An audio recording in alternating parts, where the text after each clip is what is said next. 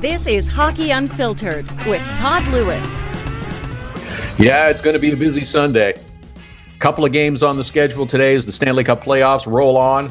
Boy, did we have some interesting ones on Saturday as well. Boston Bruins coming up with a 6-2 victory over the Tampa Bay Lightning. And the San Jose Sharks even their series with the Vegas Golden Knights.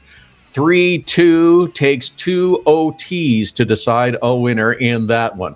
Got you covered on all fronts of what's happened already and what's set to take place, plus some off-season stuff as well for other teams who are also busy. The draft lottery took place in Toronto last night, and there was a little shuffling of the order that took place as well. Joe Haggerty, Boston Bruins insider for NBCSN Boston, will join us in hour number 1. We'll go back and review what was a very eventful game number 1 of the series between the Boston Bruins and the Tampa Bay Lightning. Our friend Mike Zeisberger, feature writer for NHL.com, with us as well. We'll talk to Zeiss about the lottery and how that all rolled out last night, with the Carolina Hurricanes being the biggest beneficiary, jumping up 11 spots. And we'll talk to Zeiss about all things NHL. Matt Sitkoff covers the Philadelphia Flyers for the Hockey Writers. They could be one of the teams that has one of the busiest off seasons and perhaps a few significant changes that take place.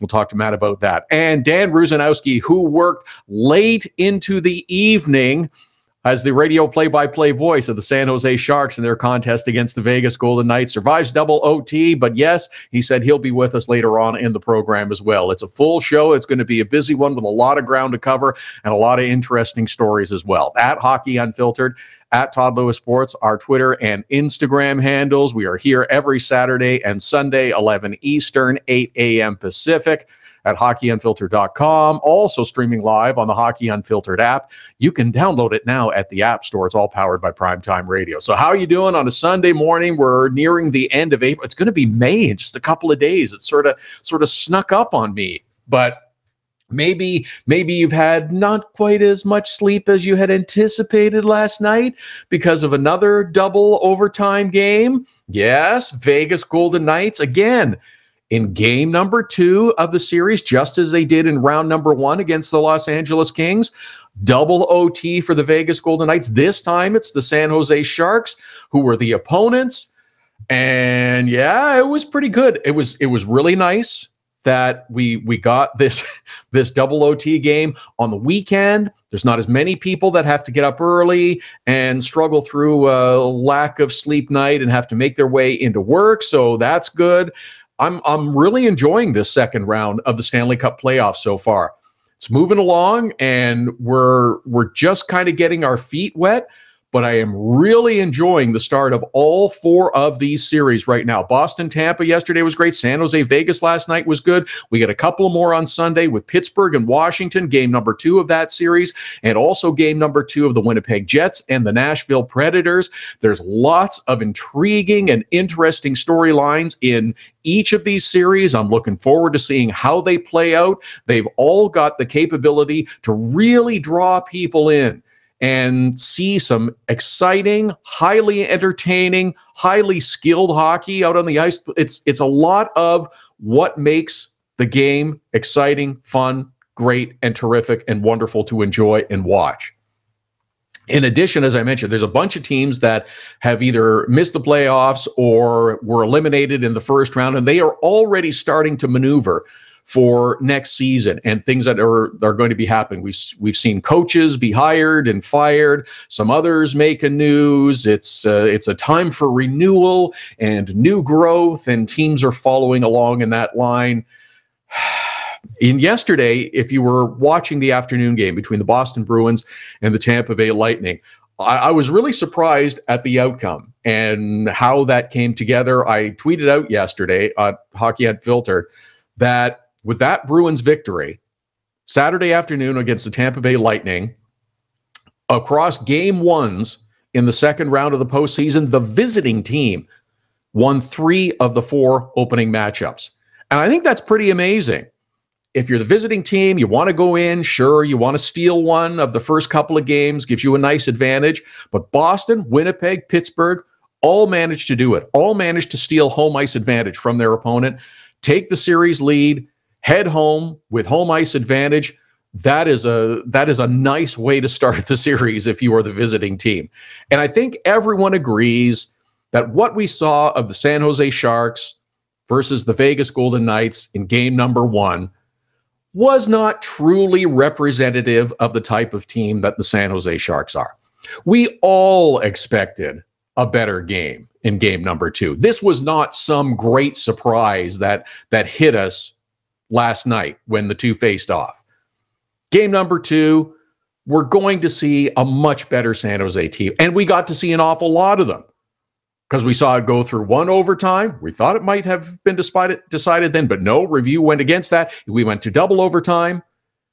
And it seems to me that the San Jose Sharks really started working on game number 2 even before they had left the building after game number 1. They got whipped. They were hammered 7-0.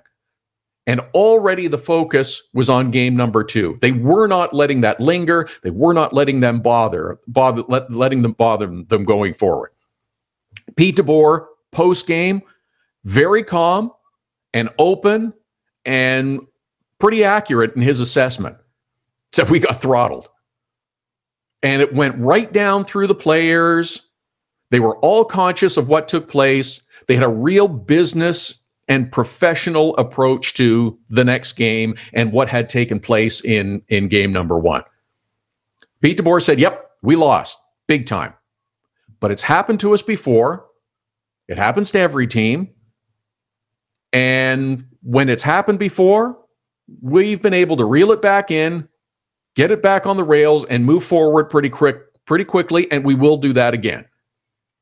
Sharks leadership saying the same thing. The top players on the team, yep, 7-0. It's huge. They pounded us. But you still only get one victory. And it's the team that gets to 4 victories first that is victorious in the series. Everybody refers to them as best of 7, but it's the first to 4. Everybody spoke about the lengthy video session that the Sharks players endured prior to game 2 of this series. They got to see what went wrong, and there was plenty of it. There was lots of it. Just about everything went wrong. They made a lot of mistakes. They didn't do things that we have seen the San Jose Sharks do all season long. All of the good things that made them a successful team and very nearly got them to second in the Pacific, slipping away at the end. They focused on correcting their mistakes. And it's interesting to me because each of the 4 series has seen the visiting team now snatch home ice advantage of the series. Sharks just needed an extra game to do it. Yep, they got blown up in the first one. But they were back, they were focused, they were ready to play in game number 2. And even though they went down in the game, they didn't get away from their game plan. They knew what they had to do to be successful, and they continued to do it. Everyone said that the Sharks would have a better game in game number 2. I wasn't sure they were going to win, but you knew they were going to have a better game in game number 2. And when the Vegas Golden Knights scored late in the first period and went up 1-0, and then they made it a 2-0 lead in the first 30 seconds of period number 2, I'm thinking, okay, that's tough. They're a quick strike team. They got them. They're down 2-0 in the game, and it could be very possible that they are going back to San Jose down 2-0 in the series. But good for the San Jose Sharks to do what they had to do. Great work by a whole bunch of players on the Sharks roster, up and down the roster. Brent Burns, Norris Trophy winning defenseman, one of the biggest contributors. He scores on a shot from the point, makes a great move to swoop around the net, adds another, puts the Sharks up on top. Vegas would even the score in the third period, and then it's Brent Burns that begins the play that sees Logan Couture receive a beautiful pass from Kevin Labanc, who I really like. I think he's growing into a nice player. Kevin Labanc is growing into a nice player. Logan Couture takes the pass, slams home the winner, double overtime. Sharks and Knights headed to Northern California for game number 3 of the series coming up on Monday. They are even at 1 game apiece. Now, I don't know about you, if you're lucky enough like me to just basically spend the whole day watching hockey yesterday, because that's what I did. And we talked yesterday about the atmosphere in the buildings all of the remaining buildings in the postseason. It's great during the regular season, and it's fantastic during the postseason. And Vegas, boy, oh boy, does that look like a fun place to be for a hockey game. Really fun, really exciting. Everybody is into it. The pregame show is fantastic. And apparently, I just caught a bit of this on social media and stuff. Apparently, they were doing a video feature prior to the start of the game, the same kind of thing that Jimmy Kimmel does on his late night show, people reading mean tweets, but they were reading mean tweets about the Vegas mascot, Chance, that Gila monster thing, who's kind of creepy. But one of the mean tweets is talking about Chance, the Vegas mascot, as saying the top of his head kind of looks like a sliced up mango. And it's hilarious because it's true. And it was one of the things I thought of when they did the big unveiling of Chance, this mascot. I don't know. That's a creepy mascot. I'm not a big fan of mascots. They're great for kids and stuff and getting them engaged and everything, but it's just I feel weird high-fiving a mascot. And I think a lot of people that are adults usually do. But the whole pregame and all of the lead up and everything to this is great. I love that they did again prior to game number 2. They have the guy skate out onto the ice who's skating around with the flag of their opponent, and then out comes the Golden Knight with his sword drawn, who skates around, circles him, and causes him to fall to the ice and then stands over him laughing. That's full-on Vegas show drama. It's great. That's really embracing it. They've got the whole drum corps up in the top of the building who are playing and cheering on their fans. They got that siren thing that they crank up just before the start of the game. This is getting people engaged. This is fun. This is great stuff. I want to see more of this. This is all part of the show. And by the way, I went on the Vegas Golden Knights website last night and couldn't find them. If you know where I can get them, I'll buy them. Those LED glasses that the drummers wear, those are pretty awesome. I don't know where I'm going to put such a thing on and wear, like, you're not going to wear those going out of the house too much, I don't think, but it's, good for costume parties, Halloween or something. Those are pretty cool. You would impress kids, nieces, and that if you had a pair of those look really cool. I don't know where you get them, but if you can find them, let me know, because I'll buy a pair of them. I think they're really cool. The whole parade, the guy skating out with the sword and the opponent, it's all fun stuff. It's all good. Sharks did a great job in the game, attacking the Knights, not allowing them to get wound up and use their speed against them. They got down a couple, but still managed to stick with their game plan, a lot of determination, and they prevailed for the victory. I thought it was really good. Here's an interesting fact, too, about the San Jose Sharks. Through the entire season, they scored 1 4-on-4 goal. There was a lot of 4-on-4 play last night in the San Jose and Vegas game. Through the entire season, scored 1 goal 4-on-4. In the game last night against Vegas, they scored 2. There's one of your keys to victory, and not allowing them to get overwhelmed by the Vegas Golden Knights and their speed and use. It was a good game. Other game in the afternoon, just as interesting, just as captivating, was the Boston Bruins with a 6-2 victory over the Tampa Bay Lightning. I know. 6-2 surprised me, and there was plenty of action in this game as well.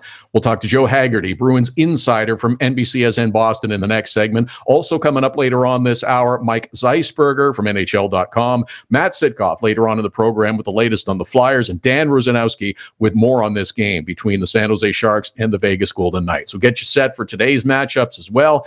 At Hockey Unfiltered, at Todd Lewis Sports, our Twitter and Instagram handles. More on the Bees and the Tampa Bay Lightning with Joe Haggerty coming up right after the break. Hockey Unfiltered with Todd Lewis sends you to the biggest events at the best prices. This year, we've partnered with Seat Giant to give you special deals on tickets to NHL games, concerts, or other events. Simply go to SeatGiant.com, find the tickets you want. When you check out, use the promo code TODD for a special discount. That's promo code TODD for a special discount. Start saving with SeatGiant.com on your next purchase.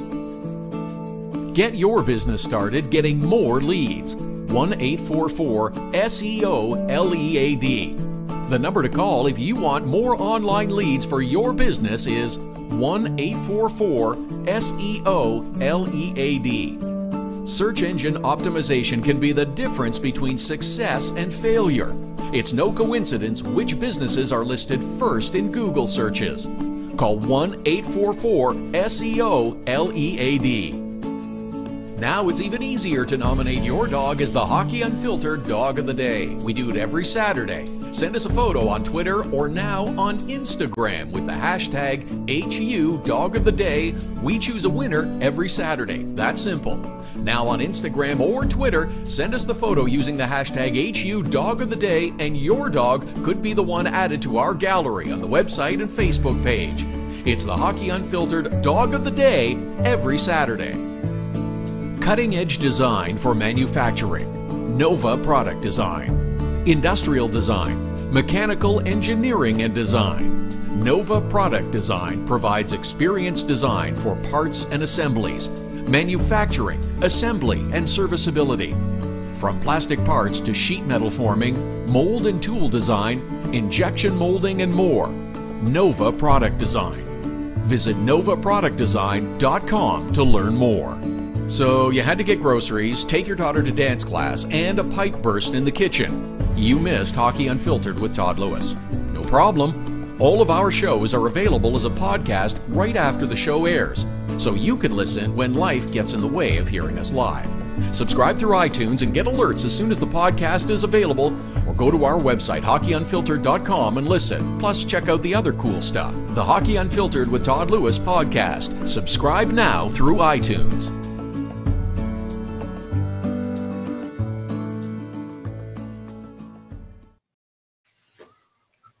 Sunday edition of Hockey Unfiltered with Todd Lewis continues at Hockey Unfiltered, at Todd Lewis Sports, our Twitter and Instagram handles. Busy program. We got 2 games from Saturday to review and a couple of really interesting ones, and 2 more on Sunday to look forward to. Pittsburgh Penguins and Washington Capitals, a 3 p.m. Eastern start.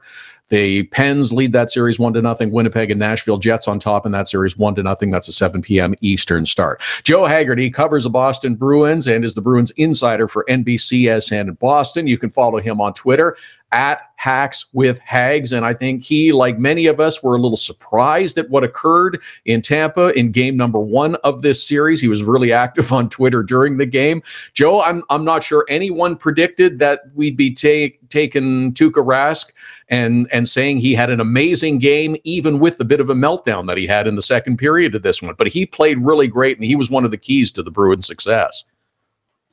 Yeah, no doubt. And look, going into this series, when I did the, sort of position by position breakdown of the 2 teams, I actually had it as kind of a wash. I had it as even for the goaltending between Vasilevsky and Rask. And this might sound funny coming off Game 7, where he struggled against the Maple Leafs, and clearly he didn't have a great series, the end of the series, the last few games against Toronto. But if you remember, 2013, that first round against the Maple Leafs, he struggled there too, and he showed an ability then to, hit the reset button, and was great for the next 2 rounds, helping to get the Boston Bruins to the Stanley Cup Finals. So I think the experience that Rask has in the postseason is a big advantage that he has over Vasilevsky. I think he's shown the ability to put a bad series in the rearview mirror and get better as the postseason goes along. And I think that's what we saw in this game, is that he clearly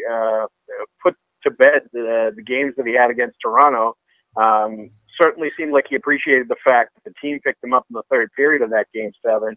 And he went out and played like he had something to play for, and he was motivated, and there was a fire there in this Game 1 against the Lightning. And if he can continue to play that way, it's going to be a big factor in the series. I did have some question as to whether he was going to come out like that, but based on past history and what he's done before in the playoffs, he's shown the ability to park a bad series and move on from there. Yeah, and it was evident that he was ready to play in the start of this period because Tampa came out charging in this game, and if he doesn't play as well as he does in the first part of this period, then the Bruins don't have a chance to get going and have their offensive forces like the big line and Rick Nash, who had a nice game as well. They don't have a chance to get going if Tuukka Rask isn't playing well right from the start.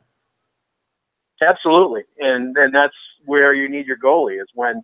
And this is when the criticisms come in for Tuukka Rask is when he's not able to elevate or make the saves when the team is down or makes a mistake or really needs him to step up and, pick things up for them. And he did it early in the game. There's no doubt about it. And, it took them a little while to sort of get their footing, to figure out what matchups were going to work for them, how they were going to play against certain lines, and just sort of, weather the storm of that first 5 or 10 minutes when Tampa, you knew at the start of the series in their own building was going to kind of throw everything you had at them. And, that was impressive. And I think equally impressive was he has that nutty that he takes after his skate blade pops off and, he's waving to the refs for a stoppage. They don't stop the play. Technically, it's the right call for them not to stop play because of a broken skate blade and Tampa scores.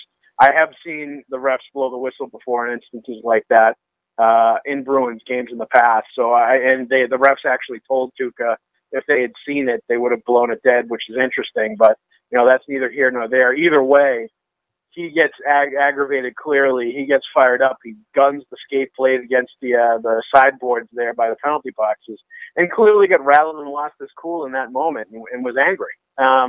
But he immediately dialed it back after he's got his skate blade fixed and went right back to what he was doing before. And did not lose composure.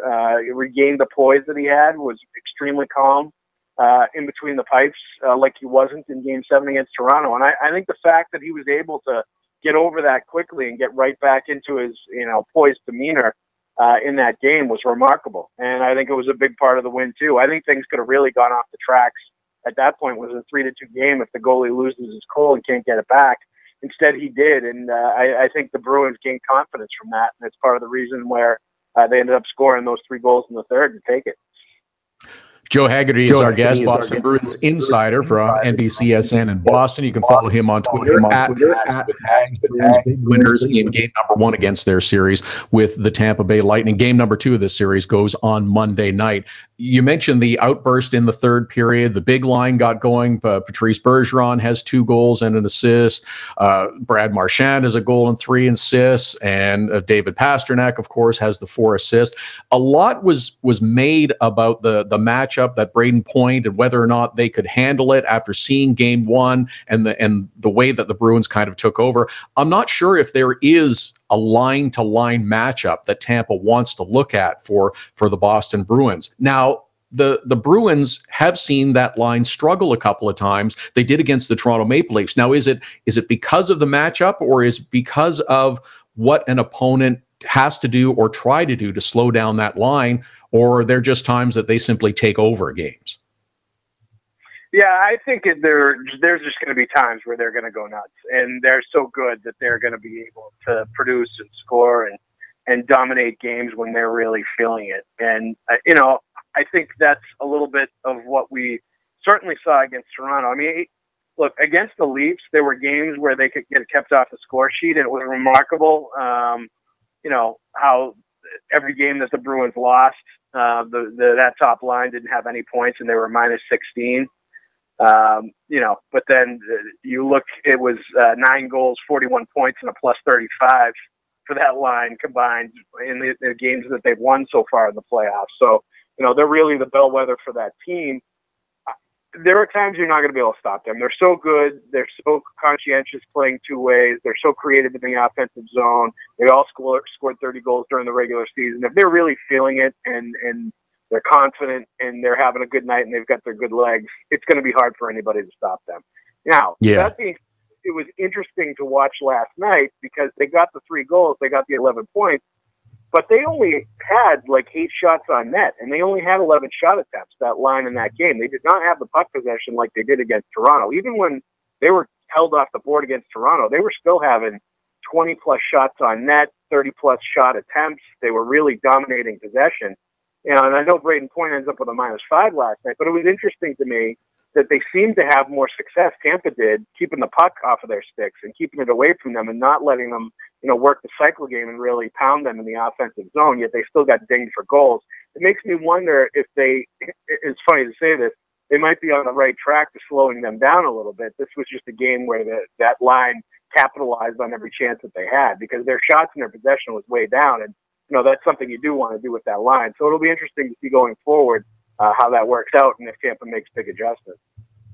Yeah, and there's some things that you're just not going to be able to defend, no matter how closely you're covering. The Brad Marchand goal is the one that sticks to mind to me. That was just an absolutely beautiful deflection that leaves no opportunity for defense. I mean, you can't set up to defend against something like that. The other part is that I don't know how unsettled Tampa becomes, and I know it's part of the game, but it's quite interesting with the licking of opponents and whether or not Brad Marchand was told by the league to stop doing it or whether there was a message or not, but it's become part of the playoffs and Brad Marchand's persona. It's just another way he gets the attention of opponents away from the game at hand. Yeah, and he almost had another incident with Tyler Johnson last night, right? They got real close to having a licking, nuzzling, kissing type incident. He's going to get any edge any way that he can. If he thinks he can get inside somebody's kitchen by doing something like that, he's absolutely going to do it. And he wants his opponents to kind of wonder where he's coming from or where his mind is at or what he's going to do next and, to keep their distance. And for him, it's a defense mechanism, right? He does it mostly when guys are trying to get in his face and get him to take penalties and, going after him after the whistle and kind of messing with him. He'll do that back to them to try to get them to stop. And I think that's just, something he figures if it's unpleasant enough for them, they're not going to go near him anymore. And, it certainly works with Leo Komarov, but you didn't see much from him after at that point against the Leafs. But, that's what he is. The thing with Marchand is walking the line between not getting in trouble with the league, not taking penalties. As long as he's doing stuff that's like within the rules and that he's not going to get in the box for it or he's not going to get fined or suspended for it, it's going to make him more effective. It certainly fires him up as a player to do stuff like that. I think he gets a kick out of it. And, if as long as he toes that line, I think the Bruins are certainly okay with it too, because, it puts him in the right mindset to dominate as he's done throughout the playoffs. Joe, I got to ask you about another Bruins player as well. He's had a really good rookie season. I've enjoyed watching him play. I think he's terrific. He had another goal yesterday, his 6th of the postseason. Jake DeBrusk, I think, has just grown significantly as the season has moved along. He's had to deal with a couple of injuries, but he had another great game yesterday in game number 1 against Tampa, and his stock continues to rise. Yeah, and he's such a big game player. He showed that during the regular season. That, the numbers were good. They were solid for a rookie. They certainly weren't like Calder Trophy level and, at the top of the list as far as offensive numbers go, but they were good enough. They were certainly strong for his first NHL campaign at 21 years old. But what he did show was a real penchant for stepping up in big moments. And you thought that would translate into the playoffs, and it absolutely has. He plays a strong game along the boards, plays a strong game in front of the net, does a lot of the things that you don't necessarily see a young guy do. Part of it, I'm sure, is being the son of an NHL player, Louis DeBrusk, and having that kind of hockey IQ and hockey smarts that come along with growing up around the game and, having that toughness in you when you're a young player. And you saw it yesterday. I mean, he's got 6 goals. He's among the top 5 in playoff scoring in the entire league. Had a great series against Toronto. Obviously had the 2-goal game, but that shift in the third period where he got trucked a couple times by Alex Killorn, clearly was hurt at the end of the second one, or at least stunned momentarily, and goes down, but gets up, gets his stick, blocks a shot, and then dives to clear the puck out of the zone, all while hurting and needing to go back to the bench and kind of collect himself. That's what playoff hockey is all about. And to see a rookie do that and play that tough and have the presence of mind and the toughness to do all those things, it fires up his teammates, and it also shows you that he's a real deal competitor in the postseason. And he's a guy that's going to rise to the occasion and do what's required out there. And you need those kind of players if you're going to have success in the postseason. So it's a real credit to him how he's played in the entire playoff run. And that third line, that when somebody's talking about how good a shift was in the playoff game, especially for a rookie, that says something about him. And we'll be talking about that shift for a while because it was blue-collar toughness all the way around. Yeah, and I guess that's going to be the key for the Boston Bruins going forward. I mean, you're not going to hold off their offensive, the weapons of the Tampa Bay Lightning forever, but it's going to be the blue collar effort, that Boston Bruins type of hockey that's going to limit their chances, limit their opportunities, and hopefully limit their offensive output. Yeah, and that's a big part of it for sure, is holding them down, and that's something they've really been able to do over the last couple of years, right? I mean, it's interesting that it turned out this way. I wasn't sure this was going to happen, but it sure seems like the success that the Bruins have had against the Lightning over the last 2 years in the regular season kind of translated into that playoff game. And it was about holding down Tampa's big guns, which they did very effectively in that game. And it was also about their best players being able to break through, and Tuukka Rask having a good game and all those things. And certainly a big part of it is going to be silencing Tampa's offense and keeping them quiet. While on the other hand, and we saw this yesterday, Tampa is going to have a real challenge stopping the Bruins power play when they get going too. And I think that's one of the big advantages that the Bruins have in this series. Tampa was 27th in the league in the penalty kill during the regular season. They started the scoring yesterday with that Rick Nash power play goal. We haven't even talked about Rick Nash, and he had 2 goals. Like, he's going as well. That's something to really watch, and something that I think can be a huge difference maker in this series. Is they both have extremely good power plays, very dangerous, very high powered, with a lot of scoring weapons. But I think the Bruins, with Zdeno Chara at the heart of their penalty kill, Adam McQuaid at the heart of their penalty kill, will have a much easier time holding down the Tampa power play. Well, I think the Bruins power play could do a lot of damage against Tampa in the series. That's going to be one area to really watch very closely between these two teams.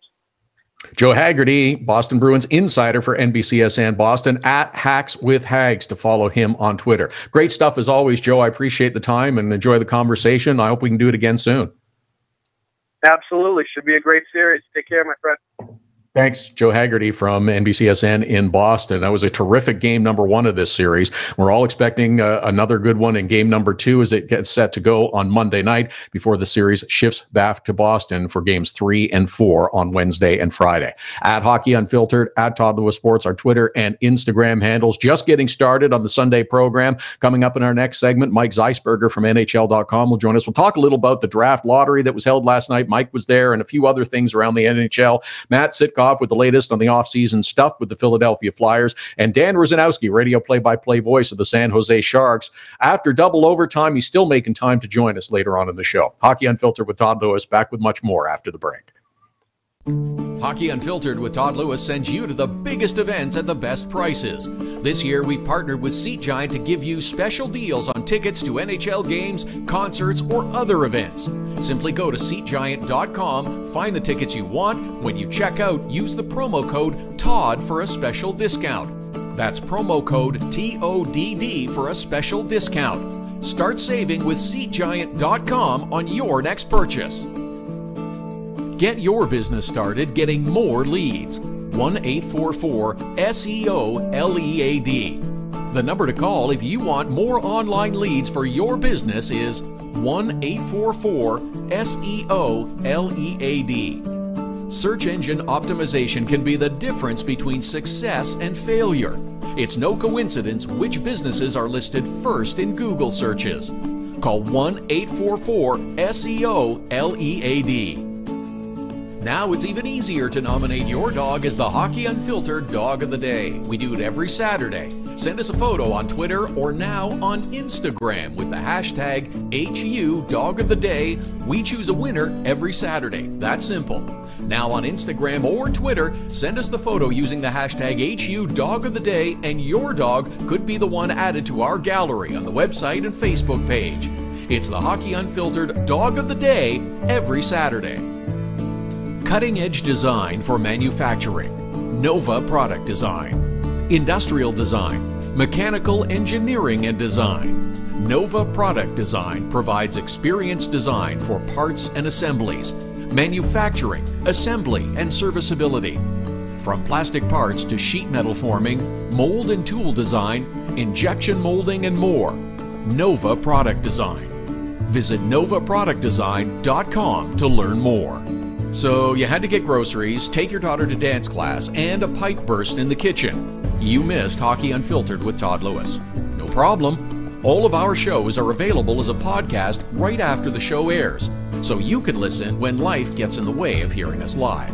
Subscribe through iTunes and get alerts as soon as the podcast is available, or go to our website, hockeyunfiltered.com, and listen. Plus, check out the other cool stuff, the Hockey Unfiltered with Todd Lewis podcast. Subscribe now through iTunes.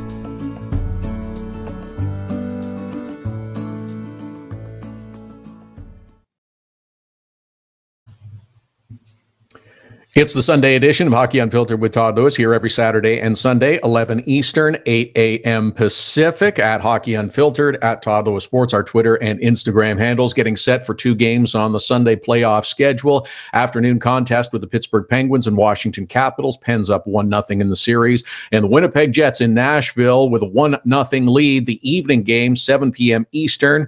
Nashville trying to even the series. Winnipeg would love to sweep the first 2 games. Lots of other news around the National Hockey League as well. We want to happy to have our friend from NHL.com, Mike Zeisberger, back. You should be following him on Twitter at Zeisberger. He was at the NHL lottery draft last night. Zeiss, good to have you back. And how were your first impressions of the draft and the way they changed the program to reveal the first 11 picks and then hang on to the final 3 for a couple of hours and reveal them in the middle of the game?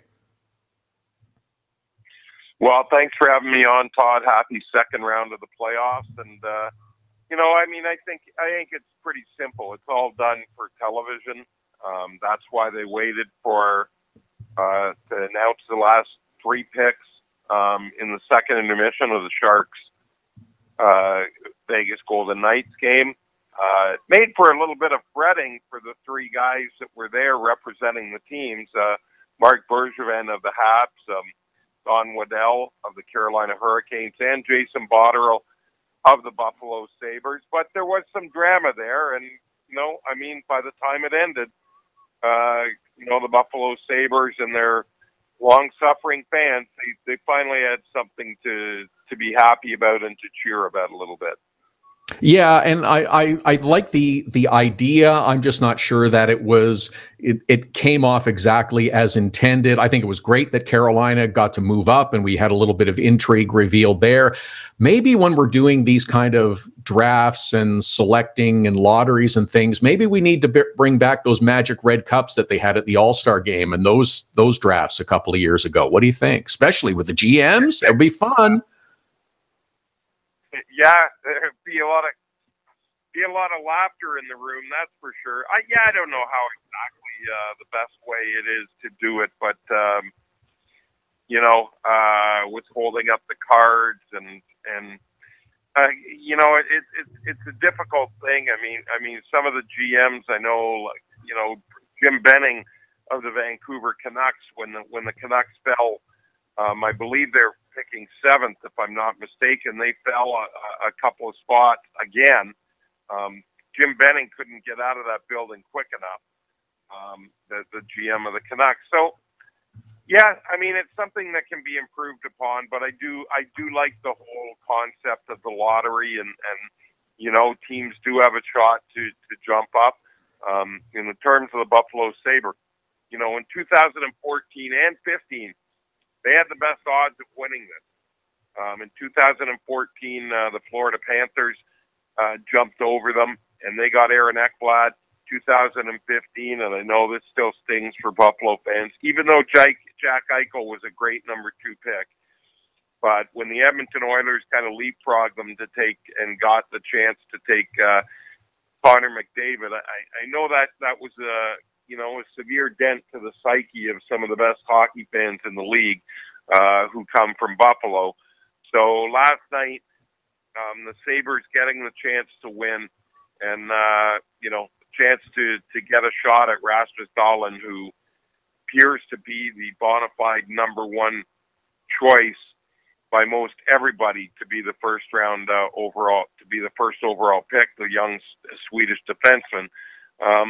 That's injected a lot of optimism into that city. And for anybody that doesn't think that Dahlin is the guy that should be picked, Mark Bergevin, the GM of the Habs, pretty much said it best. He says the cutoff point is at 1, and then from 2 to everybody can. There's a big debate going on. So I think there was some back and forth and debate at the beginning of the season who might be number one, but I think Rasmus Dahlin has pretty much settled that himself.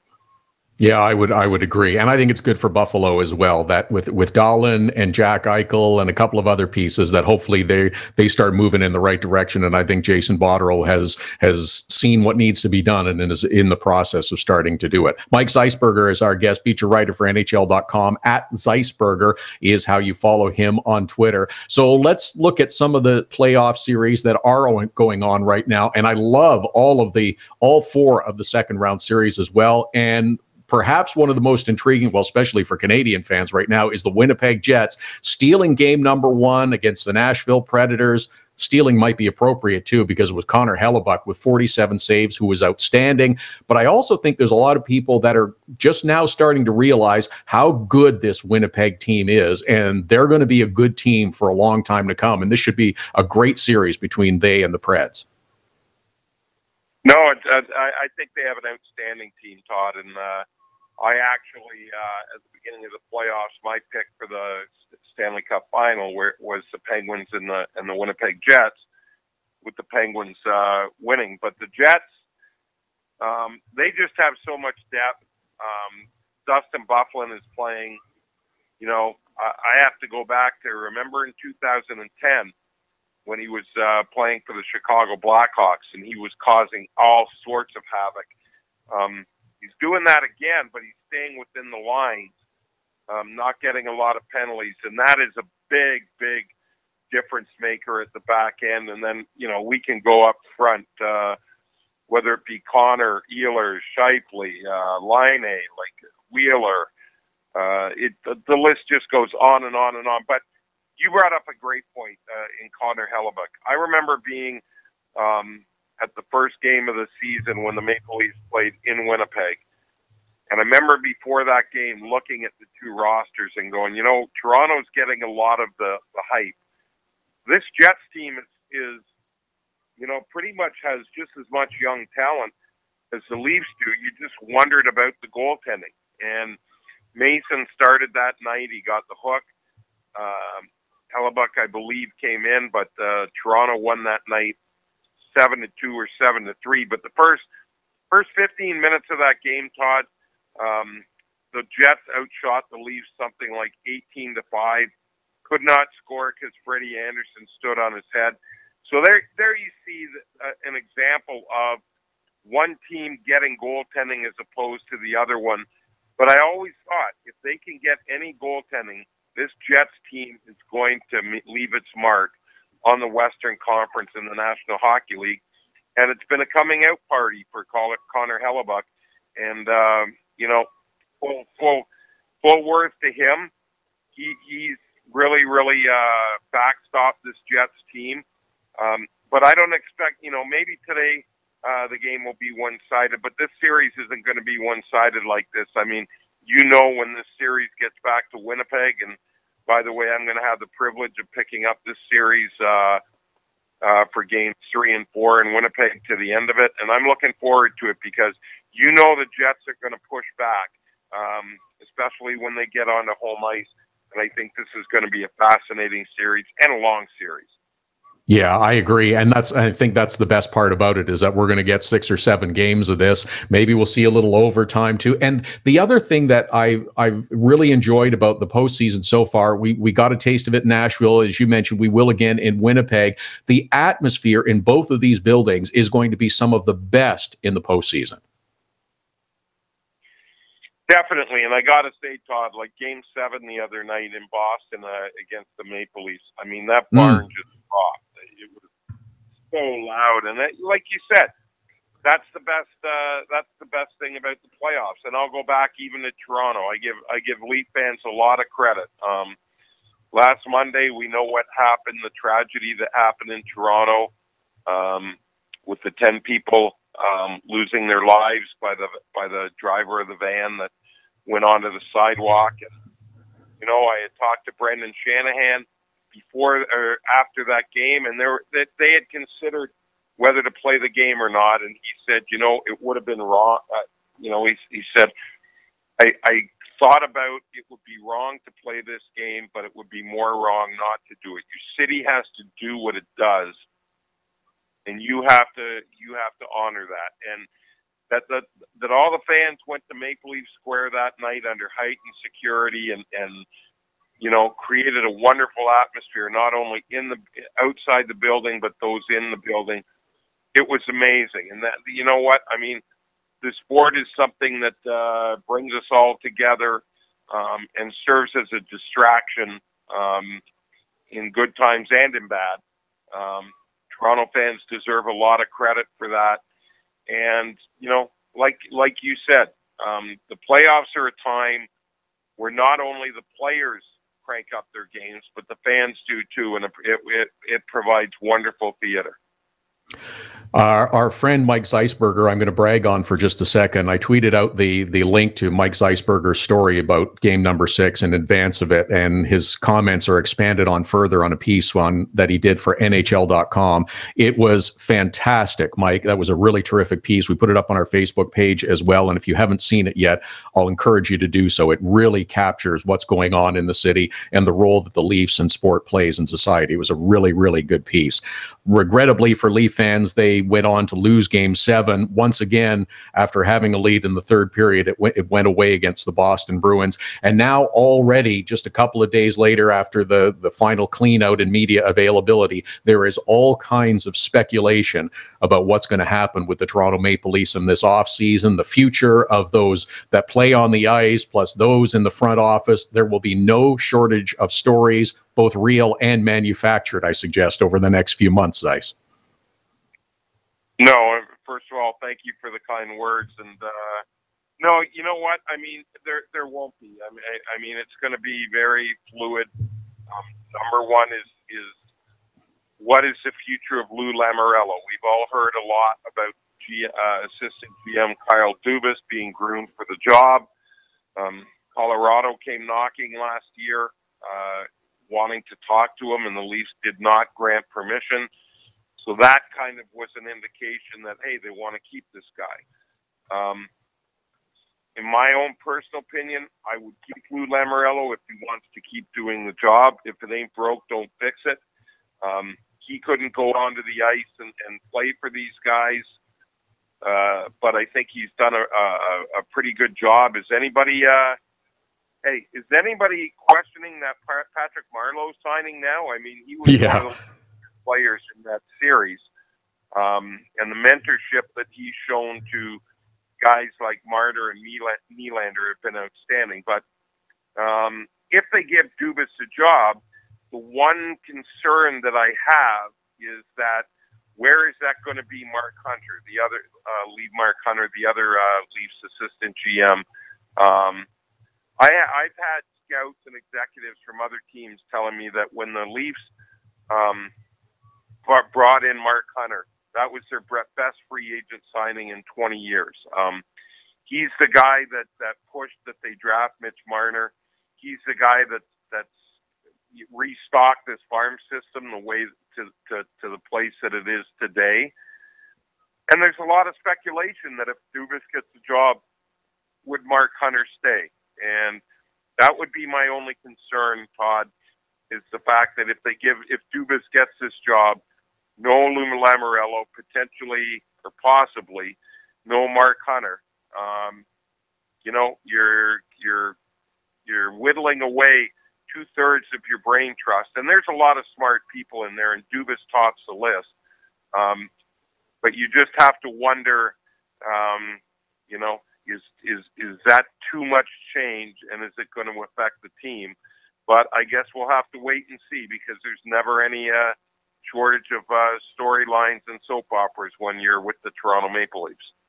Well put. Mike Zeisberger, feature writer for NHL.com. @Zeisberger is how you follow them on Twitter. Again, nice job on that piece about the Maple Leafs in game number 6, Zeiss. We'll look forward to your coverage on NHL.com for the Jets and Preds series. Always appreciate the time and enjoy it. Look forward to doing it again soon, Mike. Thank you. Yeah, I hope we talk again soon, Todd, and it's always wonderful coming on your show. Thank you so much for having me, and thanks again for the kind words. Have a great Sunday.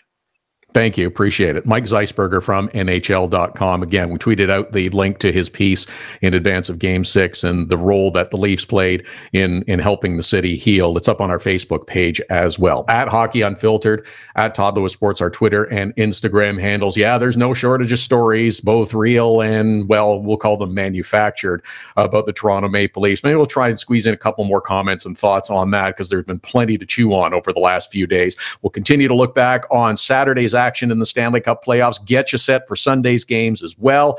A lot of stuff to come in hour number 2. Hockey Unfiltered with Todd Lewis, back after the break. Hockey Unfiltered with Todd Lewis sends you to the biggest events at the best prices. This year, we've partnered with Seat Giant to give you special deals on tickets to NHL games, concerts, or other events. Simply go to SeatGiant.com, find the tickets you want. When you check out, use the promo code TODD for a special discount. That's promo code TODD for a special discount. Start saving with SeatGiant.com on your next purchase. Get your business started getting more leads. 1-844-SEO-LEAD. The number to call if you want more online leads for your business is 1-844-SEO-LEAD. Search engine optimization can be the difference between success and failure. It's no coincidence which businesses are listed first in Google searches. Call 1-844-SEO-LEAD. Now it's even easier to nominate your dog as the Hockey Unfiltered Dog of the Day. We do it every Saturday. Send us a photo on Twitter or now on Instagram with the hashtag HU Dog of the Day. We choose a winner every Saturday. That's simple. Now on Instagram or Twitter, send us the photo using the hashtag HU Dog of the Day, and your dog could be the one added to our gallery on the website and Facebook page. It's the Hockey Unfiltered Dog of the Day every Saturday. Cutting-edge design for manufacturing. Nova Product Design. Industrial design. Mechanical engineering and design. Nova Product Design provides experienced design for parts and assemblies, manufacturing, assembly, and serviceability. From plastic parts to sheet metal forming, mold and tool design, injection molding, and more. Nova Product Design. Visit novaproductdesign.com to learn more. So you had to get groceries, take your daughter to dance class, and a pipe burst in the kitchen. You missed Hockey Unfiltered with Todd Lewis. No problem. All of our shows are available as a podcast right after the show airs, so you can listen when life gets in the way of hearing us live. Subscribe through iTunes and get alerts as soon as the podcast is available, or go to our website, hockeyunfiltered.com, and listen. Plus, check out the other cool stuff. The Hockey Unfiltered with Todd Lewis podcast. Subscribe now through iTunes.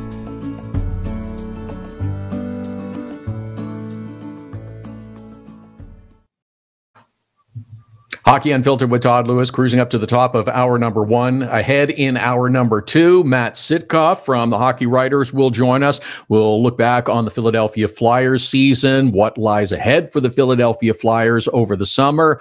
Didn't quite come up with the right lottery ball to move up in the draft, but that's okay. Philly's got some nice young talent coming. We'll talk to Matt about that and much more. Also, a look back on Saturday and the late game that got even later for the San Jose Sharks and the Vegas Golden Knights. Sharks Radio Network play-by-play voice Dan Rusanowsky will join us as well. I thought the draft was okay. I thought it was interesting when a team moves up significantly the way the Carolina Hurricanes did. That certainly adds to the presentation. I think stretching it out as long as they did was maybe a bit much. It makes just kind of a nice 20-minute, 30-minute package. The interview with Rasmus Dahlin, the expected number 1 pick, was kind of awkward and uncomfortable, it seemed to me. But you know, the draft is a good thing. I like the lottery idea. I think it's fun that it gives teams a chance. If you didn't finish with the worst record, the whole nonsense about preventing teams from tanking, I think is really overblown, like so many other things. But the presentation, I understand that there's the business part of it, but you can have some fun with it as well. It's okay. It's good. It's okay to have a little fun with it. Treat it like a game show. Maybe that's what you need to do. Maybe you need to have like a game show host come in and do it, as opposed to the awkward, uncomfortable hosts that were there. Maybe let's get Drew Carey, and he can take a day off from The Price is Right. come in and do the NHL lottery draw, I think it's good. I mean, you got the accountants there to make sure and verify everything is on the up and up. But it's TV. It's fun. That's why you produce this whole thing. So let's make it an entertainment piece. I loved Jim Benning's comments too, the GM of the Vancouver Canucks. They've been beat up the last few years. They keep losing a spot or two. It's not make or break like in life and death, but it's got to be a little frustrating. Jason Botterill of the Buffalo Sabres wore a red tie because he thought it was good luck because Ray Shero of the Devils wore a red tie and they got the first overall pick and got Nico Hischier. So Jason Botterill also wore a red tie trying to change the luck. Now, apparently Jim Benning's suggestion, and then again, this goes to try to spice it up, make it a better TV show because it's pretty dull and flaccid right now. But his thought was apparently he did ask the league if he could send as the representative for the Vancouver Canucks, because not all the GMs were there, and you're supposed to send a representative. He asked if he could send the Canucks mascot as the Vancouver Canucks representative. I mean, can you imagine how that would have gone? Would have been fantastic. And he gets the Stones Award for making that ask. And he, of course, had the idea rejected, which is too bad because it would have been really fun if the Vancouver Canucks had won the lottery. You could see this mascot jumping up and down and waving the fins and everything. Mascots don't talk, remember, so you can't scream and be all excited. And that's the problem with the GMs too, is they all maintain this straight, don't smile, don't frown, don't show you're upset. Remember the heat that Tim Murray took for showing his frustration at missing out on the first overall pick? Oh man, but you can't show any emotion. So send the mascots. That's what they do. Jump around, create excitement, have fun with it. I think we should do the mascot draw one year, and every team is required to send their mascot. Get Drew Carey in from hosting The Price is Right. Have all the mascots sitting in that silly little area with the rows of chairs. If you're going to do something, let's have fun with it. It's supposed to be entertaining. It's supposed to be fun, and I think the drama part of it is a bit overplayed occasionally. Maybe we should also realize that it's TV and it's fun and it's supposed to be entertaining and generate some interest. Sure, everyone is already interested in how their team is going to do. Yeah, are we going to move up? Are we going to get the lucky ping pong ball this year that's going to jump us from 11 up into the top 3? Then that's what you want. You already have that drama built in. You don't have to pile on and try to over dramatize it. It's still supposed to be fun. TV is still supposed to be entertaining. And at times, it was a little stale as I was watching it. At Hockey Unfiltered, at Todd Lewis Sports, our Twitter and Instagram handles. Man, this first hour's flown by. Hour number 2 is going to be just as busy. Didn't get to more on the Leafs. We'll try and squeeze that into the next hour because there was a whole bunch of melodrama created and manufactured over the last few days after their locker clean out. We'll get to that and much more. Hockey Unfiltered with Todd Lewis, hour number 2 up right after the break. Hockey Unfiltered with Todd Lewis sends you to the biggest events at the best prices. This year, we've partnered with Seat Giant to give you special deals on tickets to NHL games, concerts, or other events. Simply go to SeatGiant.com, find the tickets you want. When you check out, use the promo code TODD for a special discount. That's promo code TODD for a special discount. Start saving with SeatGiant.com on your next purchase. Get your business started getting more leads. 1-844-SEO-LEAD. The number to call if you want more online leads for your business is 1-844-SEO-LEAD. Search engine optimization can be the difference between success and failure. It's no coincidence which businesses are listed first in Google searches. Call 1-844-SEO-LEAD. Now it's even easier to nominate your dog as the Hockey Unfiltered Dog of the Day. We do it every Saturday. Send us a photo on Twitter or now on Instagram with the hashtag HU Dog of the Day. We choose a winner every Saturday. That's simple. Now on Instagram or Twitter, send us the photo using the hashtag HU Dog of the Day, and your dog could be the one added to our gallery on the website and Facebook page. It's the Hockey Unfiltered Dog of the Day every Saturday. Cutting-edge design for manufacturing, Nova Product Design. Industrial design, mechanical engineering and design. Nova Product Design provides experienced design for parts and assemblies, manufacturing, assembly, and serviceability. From plastic parts to sheet metal forming, mold and tool design, injection molding, and more. Nova Product Design. Visit novaproductdesign.com to learn more. So you had to get groceries, take your daughter to dance class, and a pipe burst in the kitchen. You missed Hockey Unfiltered with Todd Lewis.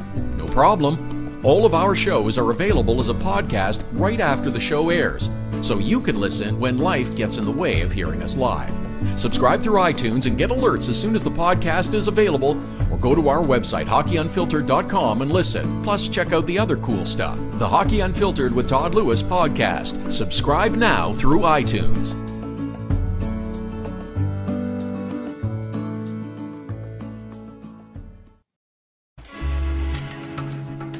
This is Hockey Unfiltered with Todd Lewis.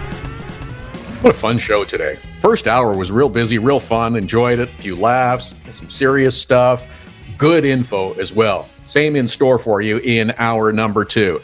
Get you set for the Sunday schedule in the Stanley Cup playoffs. Pittsburgh Penguins, Washington Capitals, game number 2 of that series. Pens with a 1-0 lead after a come-from-behind victory in game number 1. And the evening contest, Winnipeg Jets, Nashville Predators. Jets with a victory in game number 1 as well. They lead that series 1-0. Matt Sitkoff from the Hockey Writers will join us this hour. We'll have a look at the off-season plans for the Philadelphia Flyers, eliminated after round number 1 against the Pittsburgh Penguins. And Philadelphia Flyers have some questions, and we'll be looking for some answers in the off-season. Also coming up later on this hour, the radio play-by-play voice on the San Jose Sharks Network is Dan Rusanowsky. He will be with us. This even after the San Jose Sharks and Vegas Golden Knights go to double overtime to get the deciding goal in game number 2 of their series. San Jose coming out on the winning end. At Hockey Unfiltered, at Todd Lewis Sports, our Twitter and Instagram handles. We are here every Saturday and Sunday live at 11 Eastern, 8 a.m. Pacific, at hockeyunfiltered.com, streaming live on the Hockey Unfiltered app, all powered by Primetime Radio. Don't forget as well, you can subscribe to our podcast through iTunes, through iHeartRadio. They're also available on our website and through the Hockey Unfiltered app, available for download at the App Store. And that includes our little Saturday podcast. Oh, you don't know about it yet? It's a little bit of weekend in the middle of the week. Drop on Wednesday afternoon. It's the weekend in the middle of the week, which is why we call it the Little Saturday podcast, but just our way of keeping the conversation going. Just a few hockey thoughts midweek. And there has been so much going on. I know we keep eliminating teams from the postseason, but lots of stories, lots of interest, and a lot of captivating storylines in the 4 series that are continuing in the second round of the postseason, but also with teams away from the ice. Mentioned the Philadelphia Flyers and Matt Sitkoff coming up a little bit later on this hour, but the NHL Draft Lottery took place on Saturday night. It is what it is in terms of TV presentation. Spice it up a little bit, make it like a game show. Make a big game show out of it. That's what sells. That's what's TV. I mean, I understand you're trying to stretch out and reveal the last three picks to create drama, but there's already drama. Make it entertaining. Make it fun. I like the all mascot idea. Jim Benning said, "Hey, I wanted to send the mascot. League wouldn't let me. Let every team send their mascot. Have fun with it." We had great drama on Saturday night. As mentioned, the San Jose Sharks, victorious in double overtime over the Vegas Golden Knights. Even after going down 2-0 to Vegas, San Jose comes back. Nice job, San Jose Sharks. Really well done. Makes the series interesting. San Jose gives the Vegas Golden Knights their first ever playoff loss. I know. It had to happen eventually, but I think it's good. I think it's interesting making this series now one game apiece, headed back to San Jose for game number 3 coming up on Monday. The other game on Saturday in the afternoon was also, it had a lot of layers to it, we'll say. It had a lot of layers to it. Bruins provided some interesting moments to talk about. There were some beautiful passing plays, some wonderful scoring plays. There was an equipment malfunction and the subsequent hysterical reaction from goaltender Tuukka Rask. And did he or didn't he? Brad Marchand, Tyler Johnson kind of came close together at one point. The replays I saw did not indicate whether that Brad Marchand did lick Tyler Johnson, but that has become a whole thing unto itself because of Brad Marchand and Leo Komarov of the Toronto Maple Leafs. But I figured that game number 1 of the Lightning and the Boston Bruins was a real opportunity for Tampa. They could impose their will early on against the Bruins, just strangle their will to live right out from under him and score the first of 4 necessary victories to move on in this series. Boston had just finished up a hard, emotional series and a wild game number 7 against the Toronto Maple Leafs on Wednesday. They had to gather it back up, process all that, travel down to Tampa, and then play an afternoon game against the Tampa Bay Lightning. Now, Tampa did come out and push. They pushed hard against the Boston Bruins in the first part of the game, and Tuukka Rask was really sensational. He made a couple of really good saves. There were some really good scoring chances that the Lightning either just missed or Tuukka Rask came up and had a really nice save. Rick Nash opened the scoring in the game. It was a power play goal late in the first period.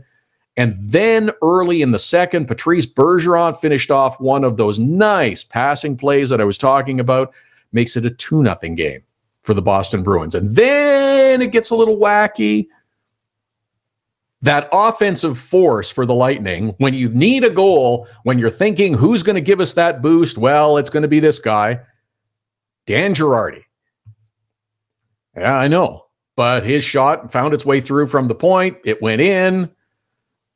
Rick Nash scored his second goal of the game on a wicked wrist shot later in the period. He had plenty of time to focus, and boy, did he rip that one. Mikhail Sergachev scored a power play goal. More on that one in a second because that's the whole equipment malfunction. Boston took over the game in the third period. I think this was a real missed opportunity by the Bulls. I think it was a real missed opportunity.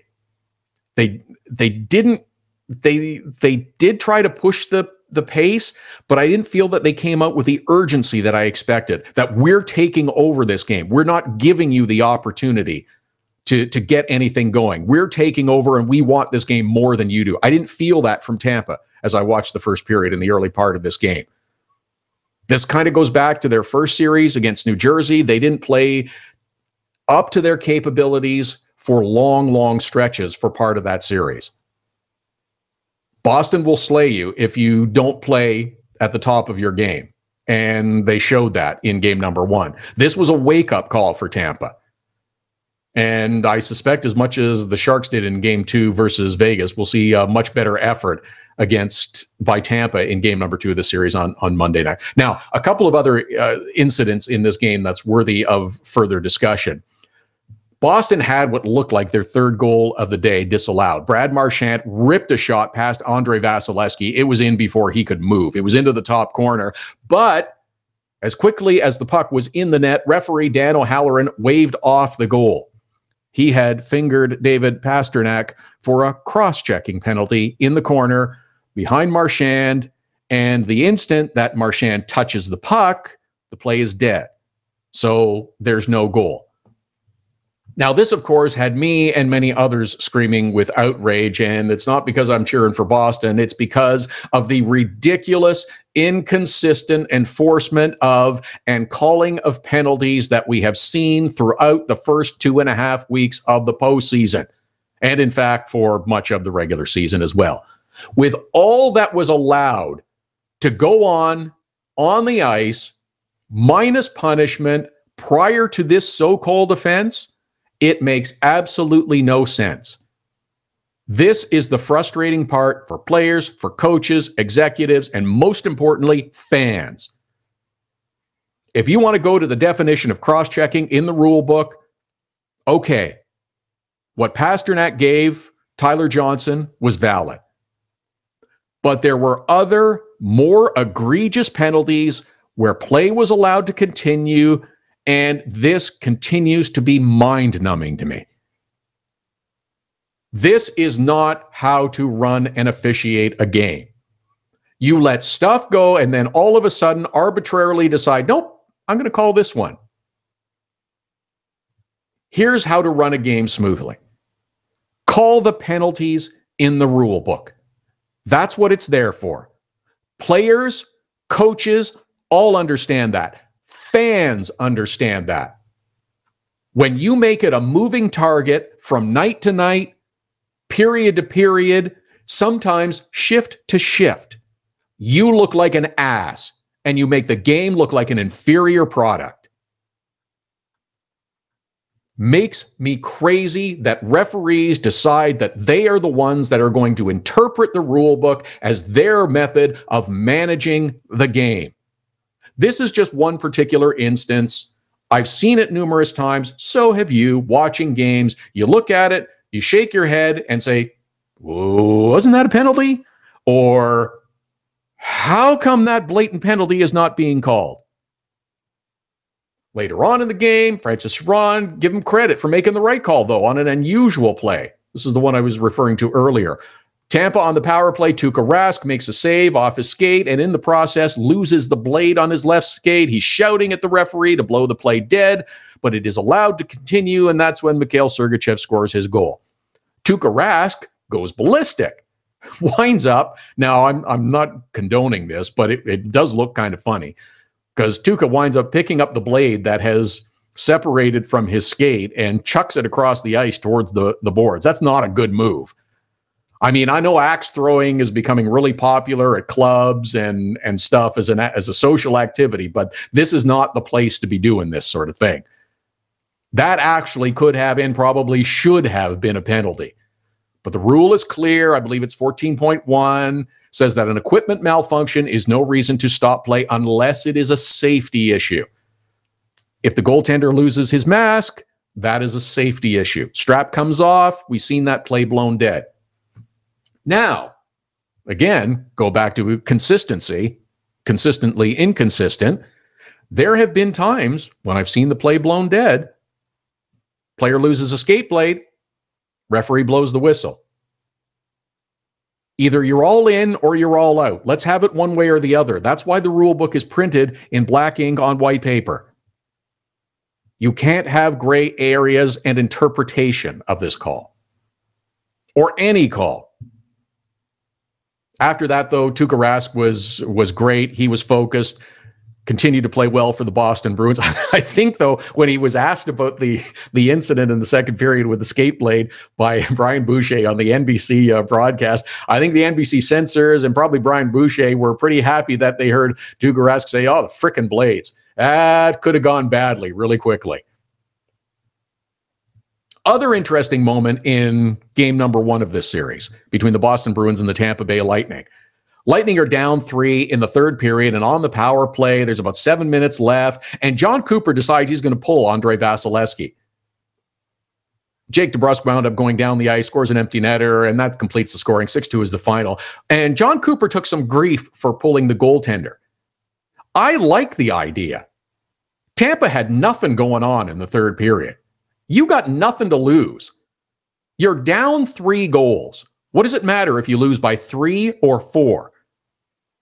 Maybe Cooper should have actually pulled the goaltender earlier in the power play when Tampa Bay was able to set up, maybe given them an opportunity to set up better in the Boston zone.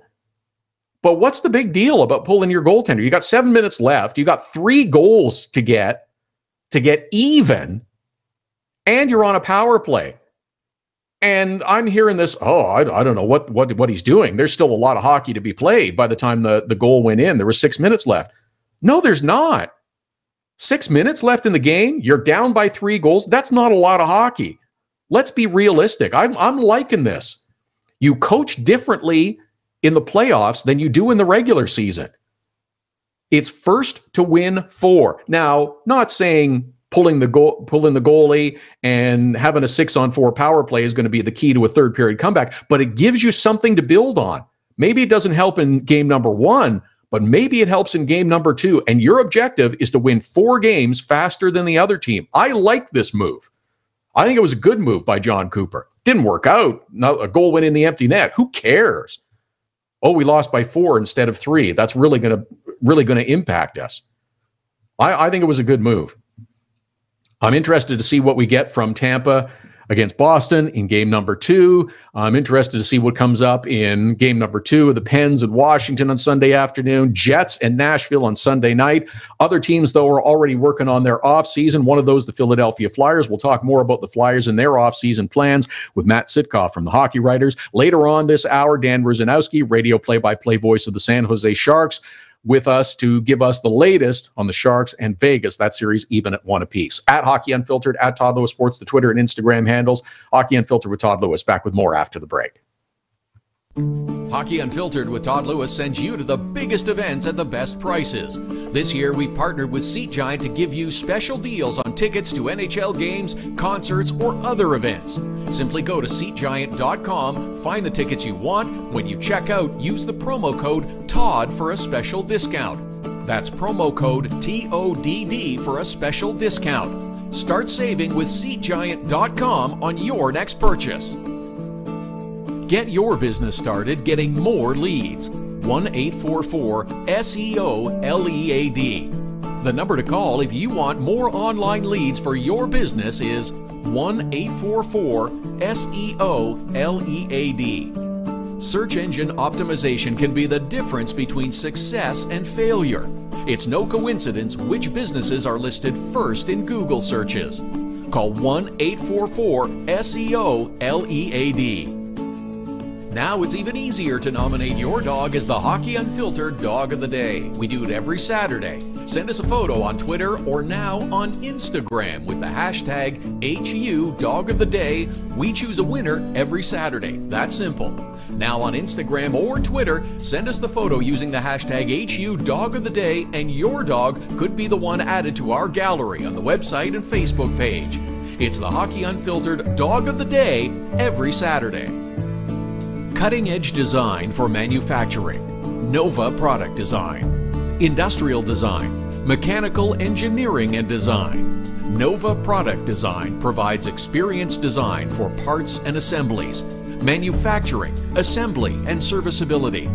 From plastic parts to sheet metal forming, mold and tool design, injection molding, and more. Nova Product Design. Visit novaproductdesign.com to learn more. So you had to get groceries, take your daughter to dance class, and a pipe burst in the kitchen. You missed Hockey Unfiltered with Todd Lewis. No problem. All of our shows are available as a podcast right after the show airs, so you can listen when life gets in the way of hearing us live.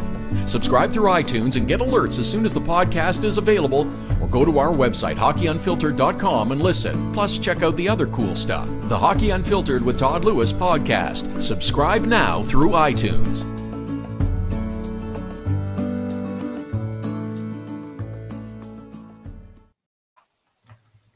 Welcome back. This is Hockey Unfiltered with Todd Lewis. It's the Sunday edition here every Saturday and Sunday beginning at 11 Eastern, 8 a.m. Pacific, live at hockeyunfiltered.com, streaming live on the Hockey Unfiltered app, powered by Primetime Radio.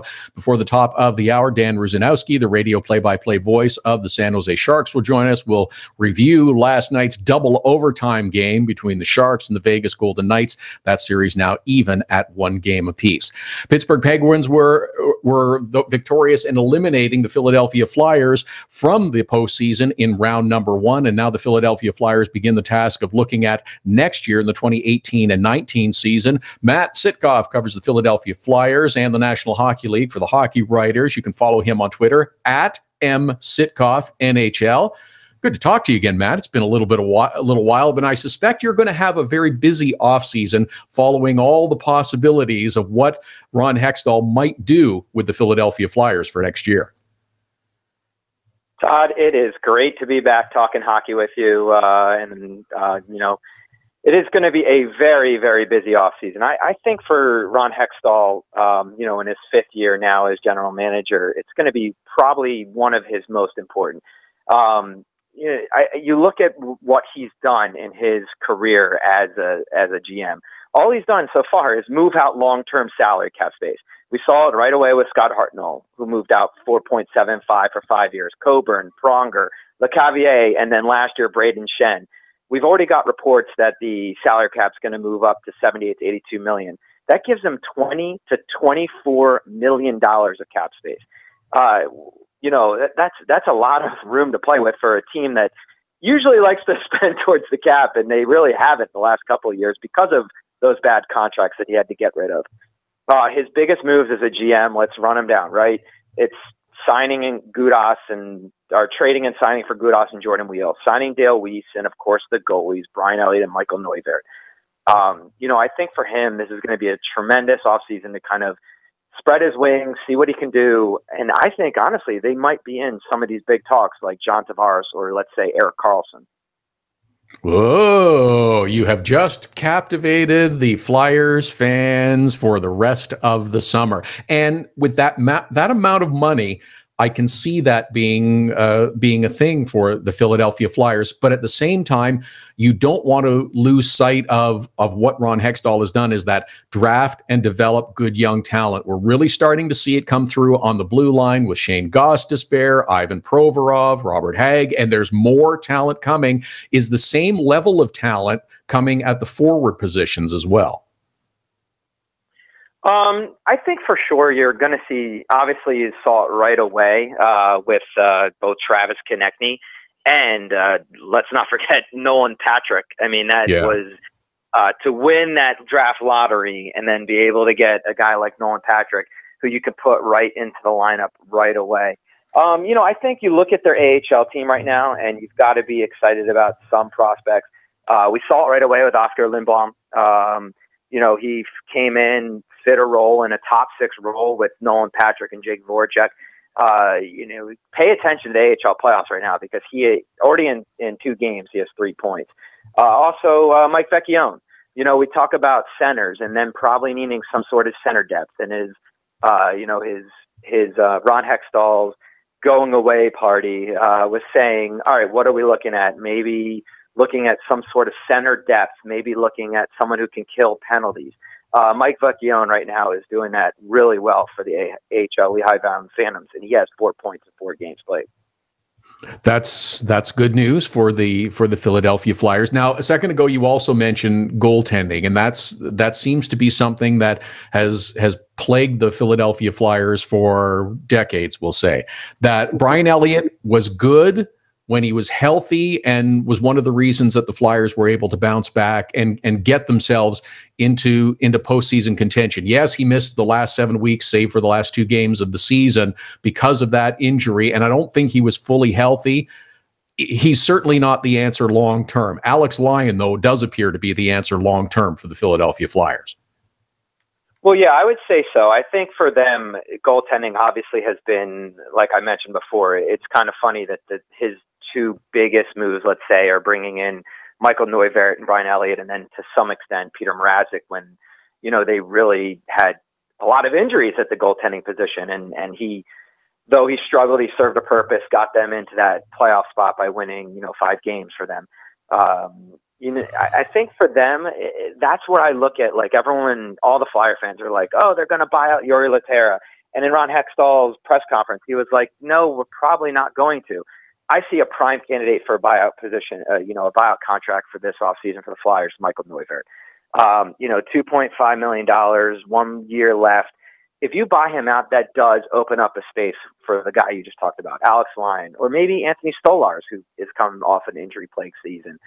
But we all know that it opens up the door for Carter Hart, the second-round pick a couple of years ago, who is just tearing up the WHL. We know he won gold medal this year with the World Junior Canadian team.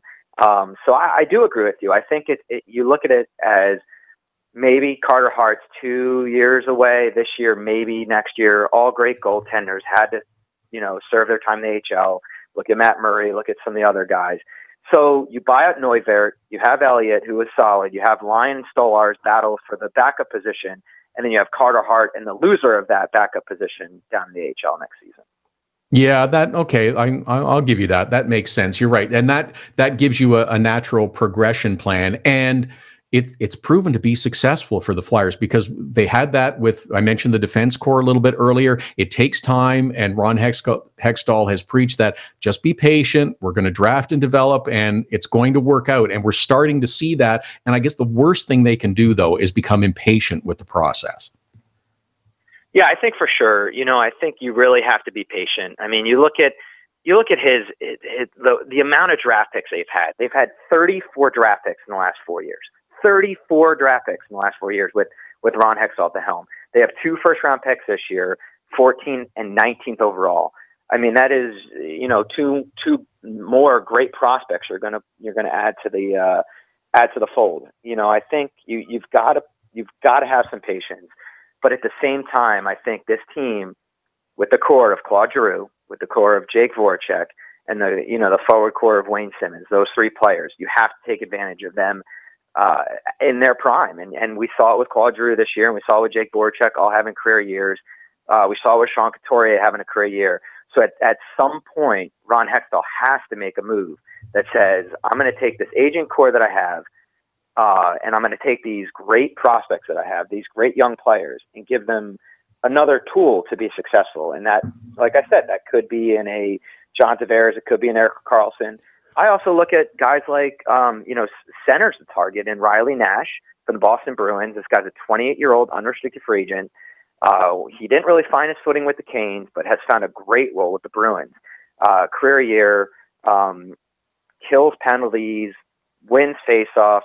That's the kind of players I want to add. And then another guy, I will say, Todd, I want to say one more guy that I think the Flyers should go out and get is they haven't had a Sutter play for the Flyers since Ron left in 19. Brandon Sutter from Vancouver Canucks. He's 29 years old, 3 years left at 4.375 cap hit. You could take that as a third-line center. I mean, people will say, Flyers fans will say, oh, he hasn't scored 40 points since a rookie. He's injury-prone. It's only been the last 3 years he's been injury-prone with Vancouver. And Todd, I mean, you and I, we probably don't want to be, just take the paycheck in Vancouver. That team hasn't really gone anywhere. They're looking to replace Val Filppula as a 3C. He's 5 years younger. He's 5 years younger than Filppula. 16 career shorthanded points, 49% career faceoff man. That's the kind of things I just want. I could see them adding to help this core and these young players get along to the next step. Matt Sitkoff is our guest from the Hockey Writers covering the Philadelphia Flyers in the National Hockey League. At @MSitkoff NHL is how you follow him on Twitter. What I'm taking from this is, while at the same time you want to be patient, you want to allow your time, your young players to develop and move through the system naturally at their own rate. Some go faster than others, but you want to give them the time necessary, as they've done with other players who have come up and been successful. But it's a balancing act that the Flyers have to have as well, because there is an impatience and a want and desire for success by the fan base, and that's why it's, well, maybe we'll dip into free agency and look to make moves, but it's got to fit with the long-term plan of the team. We can't take on someone who's going to be a burden to us the way some of the contracts were that he inherited. Exactly.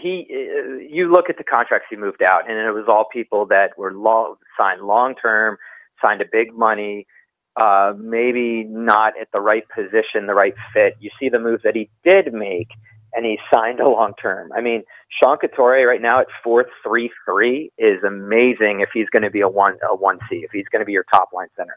I mean, that's like John Tavares signing from a couple of years ago for the New York Islanders. And then you look at the Shane Gostisbehere contract, 4.5, for a 25-year-old defenseman that is only going to get better. And then also kind of makes his contract a little bit tradable if you do finally need to move one of your young defensive prospects for say a forward. I think what it is, Todd, is you look at 28-15. You're outscored 28-15 by the Pittsburgh Penguins in the first round. You look at the last 2 years, they've been in the playoffs. Obviously, in year in between not being in the playoffs. The last 2 years in the playoffs, they have a 1-5 home record, being outscored 26-9, and their power play is just 1 for 23. So I think that's what you look at. Those numbers are unacceptable if you're a Flyers fan, and you've got to say, all right, we're a good team. We've made the playoffs 2 out of the last 4 years under Ron Hextall, making these kind of moves, these shrewd moves, building us, giving us that cap space, drafting really well, like you said, Provorov and Konechny and Sanheim and Haig and Morgan Frost and Nolan Patrick and Carter Hart. I mean, these are all great draft picks by them, and Oscar Lindblom. Now it's making that next step. And that's why I said, with this cap space and a decent free agent, available with a John Tavares, with a really good defense person available in Erik Karlsson, and like I just said, Brandon Sutter, just finding those pieces that takes them to the next step is what the Flyers fans are looking to make those unacceptable numbers turn around into maybe a deep playoff run. Yeah, just really quickly, it seems like that, okay, last season, I wouldn't call it a disappointment, but they did manage to get into the playoffs. But I think there's a consistency level for Flyers and their fans now, is that they should be expecting to be in the playoffs every year from here going forward. With that core, with those kind of players, with that kind of talent, when you have your superstar score 100 points in a season, and you have your second $8 million player have 85 points with 20 goals. You have your hotshot first line center score 31 goals. Your expectation is to make the playoffs, but I think you have to push it a little bit farther. And like I said, take advantage of the Claude Giroux, the Jake Voraceks, the Shane Gostisbeheres, the Sean Couture's right now. And I think that's going to be the expectation for the Philadelphia Flyers. It's going to be a fun offseason to watch, that's for sure. He's Matt Sitkoff. He'll be covering it for the Hockey Writers. Follow him on Twitter at @MSitkoff NHL. Good stuff, Matt. Really appreciate it, and look forward to having you back again soon. Good job. Good to talk to you, Todd. Hope to talk to you soon.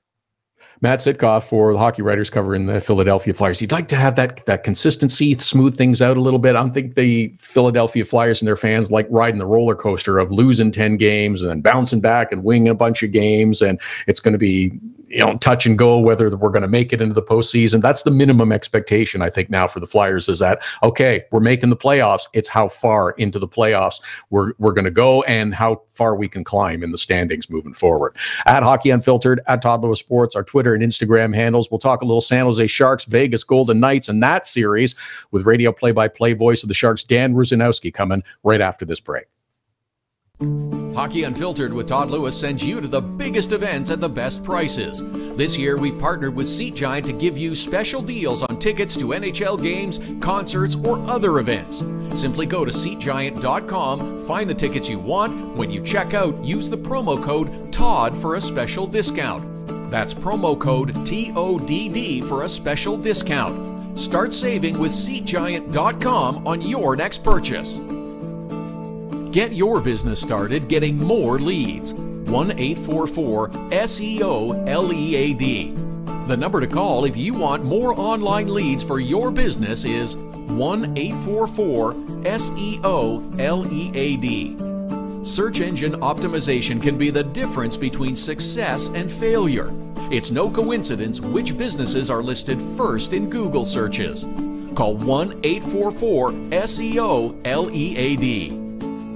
Now it's even easier to nominate your dog as the Hockey Unfiltered Dog of the Day. We do it every Saturday. Send us a photo on Twitter or now on Instagram with the hashtag HU Dog of the Day. We choose a winner every Saturday. That's simple.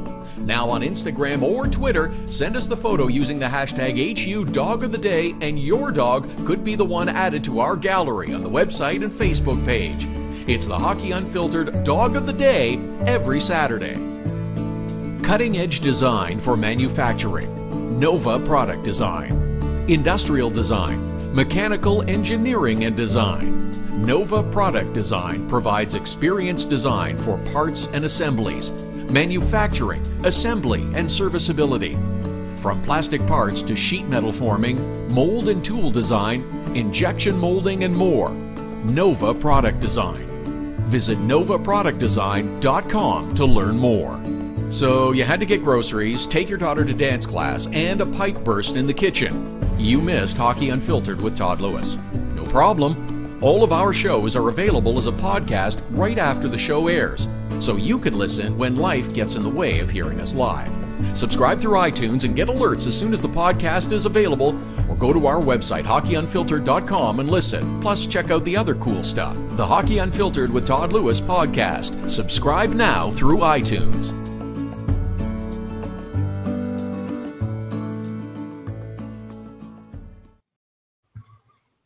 Sunday edition of Hockey Unfiltered with Todd Lewis is flying by, getting set for 2 games on the Sunday playoff schedule. The Pittsburgh Penguins and the Washington Capitals. Game number 2 of that series at 3 p.m. Eastern. Star Pens lead the series 1-0.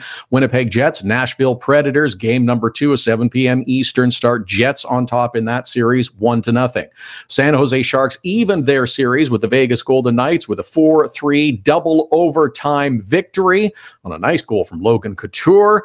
Game number 2 on Saturday night. Game number 3 comes up Monday night in San Jose. The radio play-by-play voice of the San Jose Sharks play-by-play network is Dan Rusanowsky. Follow him on Twitter. He joins us now at Dan Rusanowsky.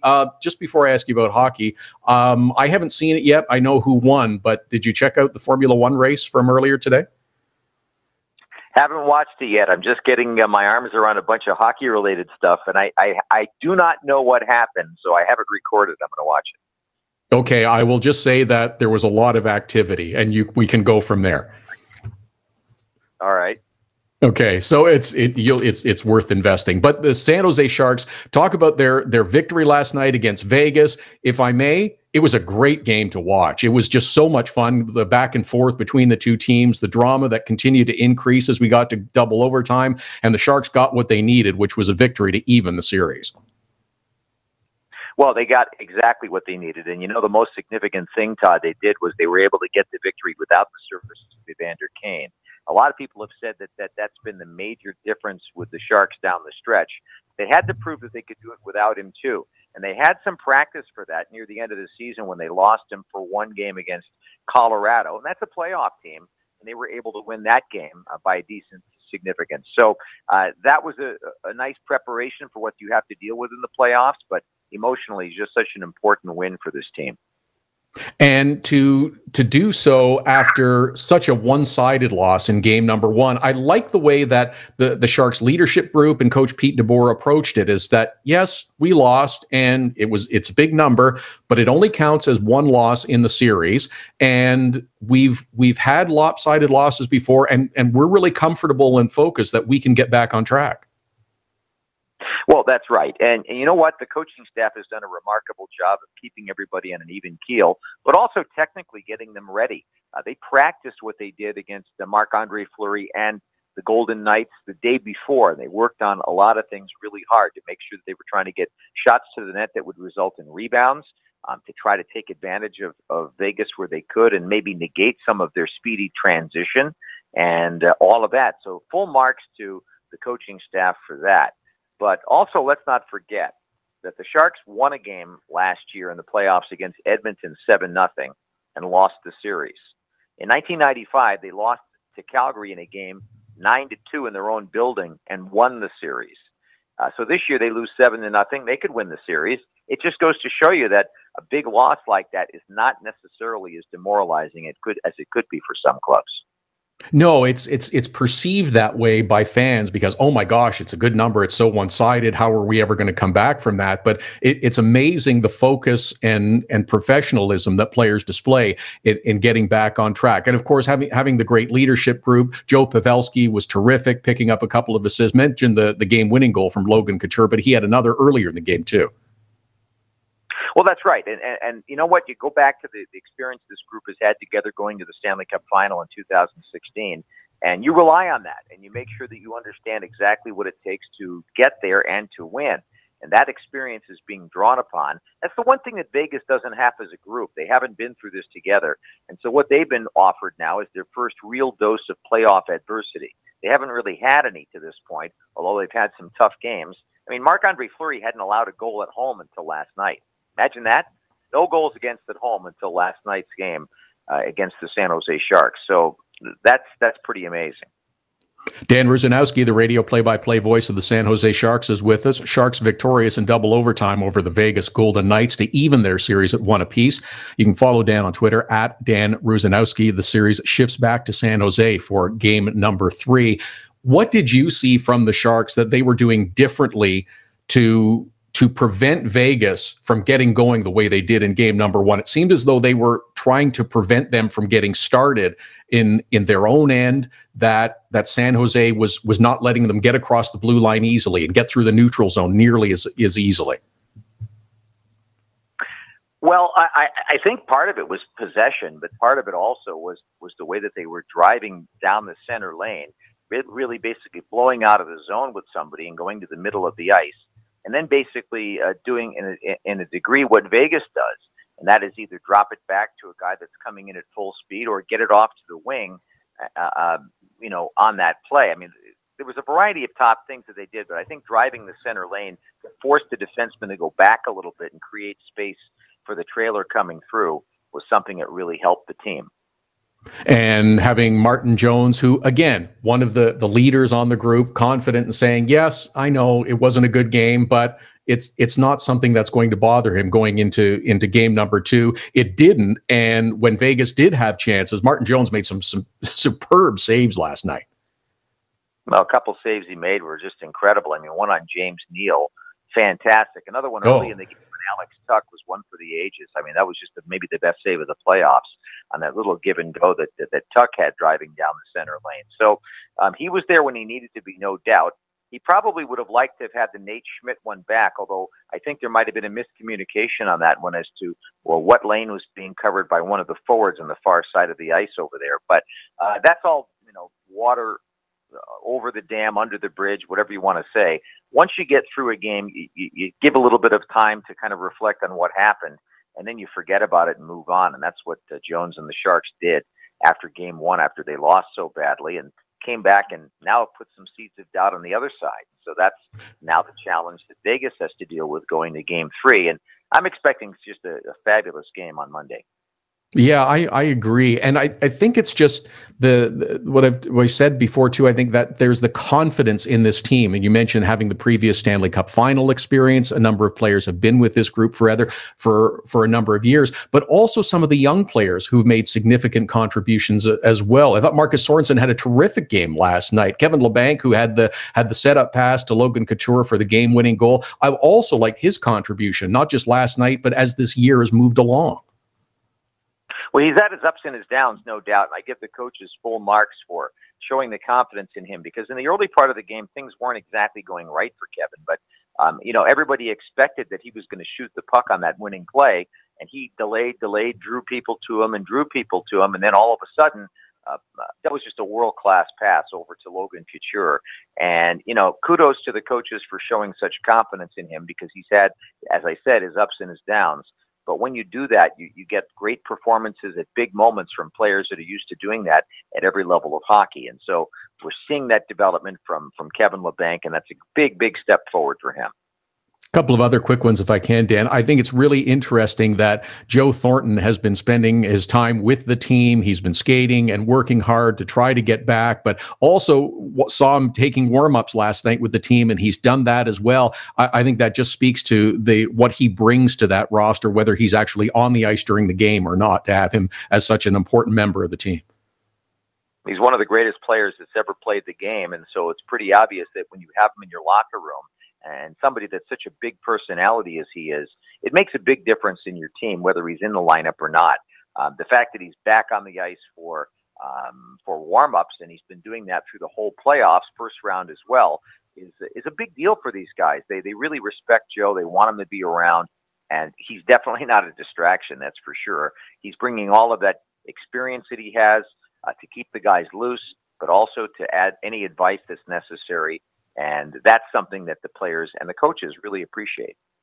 And you mentioned Evander Kane as well, and that he was a terrific acquisition at the trade deadline by Doug Wilson. He's had a significant impact on the San Jose Sharks, and I would expect that his focus will be entirely on what he can do to produce and help the team moving forward from game number 3, and just wants to put the cross-checking incident behind him. Yeah, I don't think that's even part of his DNA, so to speak, in terms of the type of hockey player he is. It was a moment. In fact, in his mind, he didn't even intend to do it, and I believe him.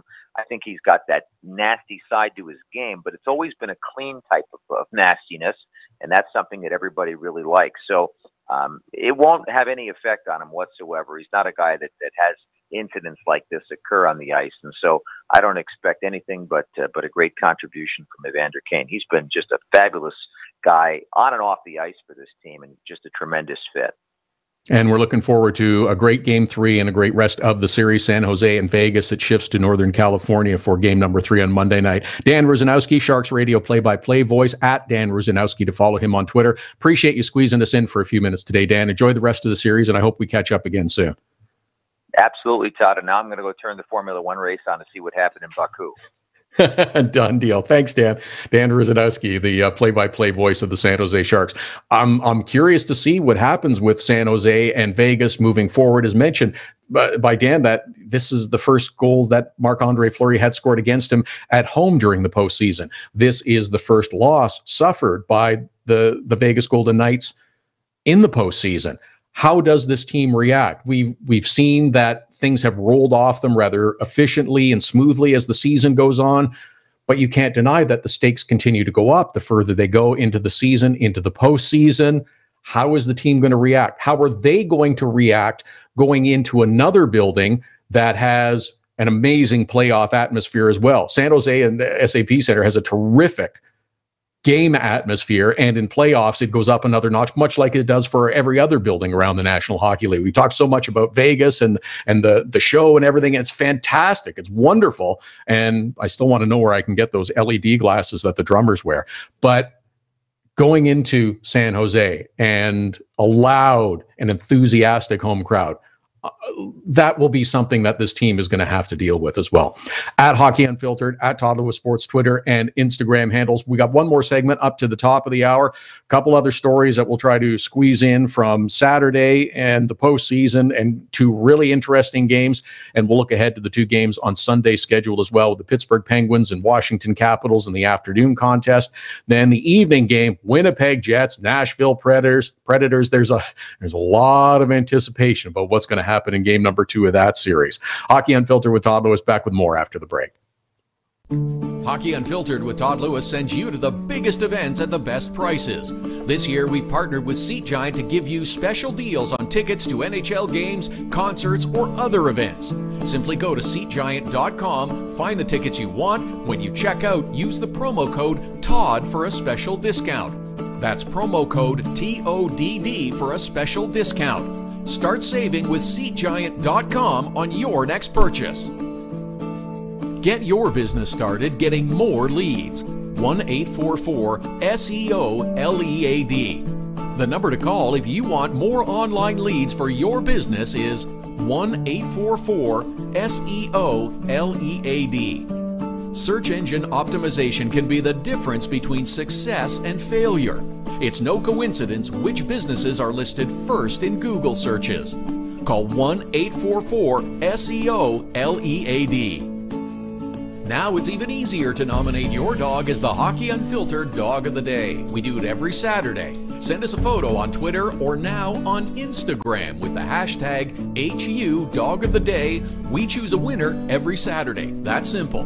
Now on Instagram or Twitter, send us the photo using the hashtag HU Dog of the Day, and your dog could be the one added to our gallery on the website and Facebook page. It's the Hockey Unfiltered Dog of the Day every Saturday. Cutting-edge design for manufacturing. Nova Product Design. Industrial design. Mechanical engineering and design. Nova Product Design provides experienced design for parts and assemblies, manufacturing, assembly, and serviceability. From plastic parts to sheet metal forming, mold and tool design, injection molding, and more. Nova Product Design. Visit novaproductdesign.com to learn more. So you had to get groceries, take your daughter to dance class, and a pipe burst in the kitchen. You missed Hockey Unfiltered with Todd Lewis. No problem. All of our shows are available as a podcast right after the show airs, so you can listen when life gets in the way of hearing us live. Subscribe through iTunes and get alerts as soon as the podcast is available, or go to our website, hockeyunfiltered.com, and listen. Plus, check out the other cool stuff, the Hockey Unfiltered with Todd Lewis podcast. Subscribe now through iTunes.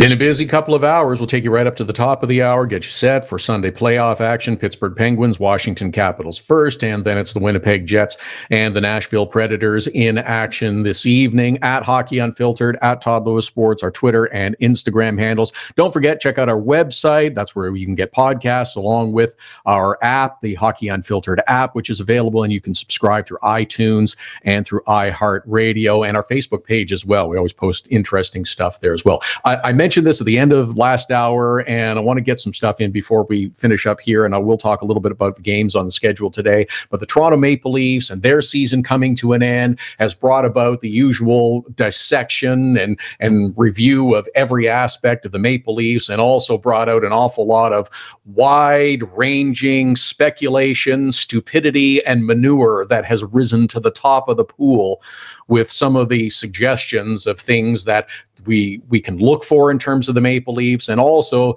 the outrageous suggestion that I think got completely out of hand by the person and the outlet that made it, as to do with the relationship of Austin Matthews and Mike Babcock. And I think this was a classic example of just some outrageous speculation and flinging poo at the wall that really caught lightning, because when the outlet where it was generated also found it to be provocative and salacious and saw that it was an opportunity to get page clicks and quotes, went crazy with it. And I also think it's total BS.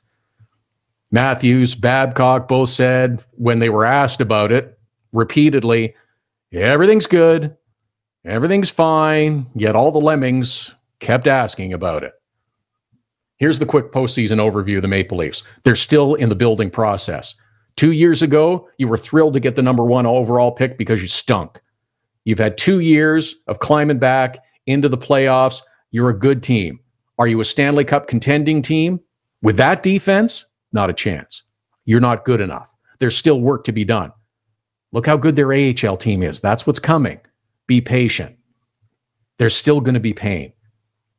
That ridiculous speculation, completely asinine. Ignore it. Games today: Pittsburgh Penguins, Washington Capitals, game number 2 of that series. Penguins were down 2-0 in the third period and got some inspired play, came back and won 3-2, take a 1-0 lead over the Washington Capitals, and has people going, here we go again. We've seen this movie before. Pens and Caps play in the playoff. Pittsburgh finds a way to win. It's happened for the last couple of seasons. Are we going to see the same thing again? I don't know. I think for the most part, Caps were really good in game number 1. They had that opening goal in the first few seconds. They scored another one early on in the third period. You're up 2-0. You're in the driver's seat. Now, you want to be taken seriously. You want to win a series. You got to close out games like that. Even if you got Sidney Crosby, one of the best players ever in the National Hockey League, who's on the other side. It was so close. It was a bounce. It was a deflection. It was just a little thing. Now, give Pittsburgh credit for playing well and coming back, but a little bounce, something goes different. Alex Ovechkin looks like he's so close to intercepting the pass that goes to Crosby that winds up in the back of the net, ties the game. He gets a little more of it. Pass never gets through. Maybe the outcome's a little bit different. Evgeny Malkin is listed as a game time decision last I saw. Carl Hagelin remains out. Now for the Caps, though, frustrating in that you had no Evgeny Malkin, you had no Carl Hagelin in that game, and you still lost it. That was a missed opportunity. Don't let that disrupt what you were doing. You did a lot of good things in game number 1. Scoring goals early. That's good. Maybe you want to stick a little closer to Jake Gensel as well. He seems to do well in the postseason. That Crosby fella, he's pretty good too, as I said. There was about 5 minutes that things kind of got unraveled. It got away from Washington, and Pittsburgh took over, and that gave them enough to get a victory. Play as well as you did for the entire 60 minutes, you got a chance to win, even the series, and then head back to Pittsburgh.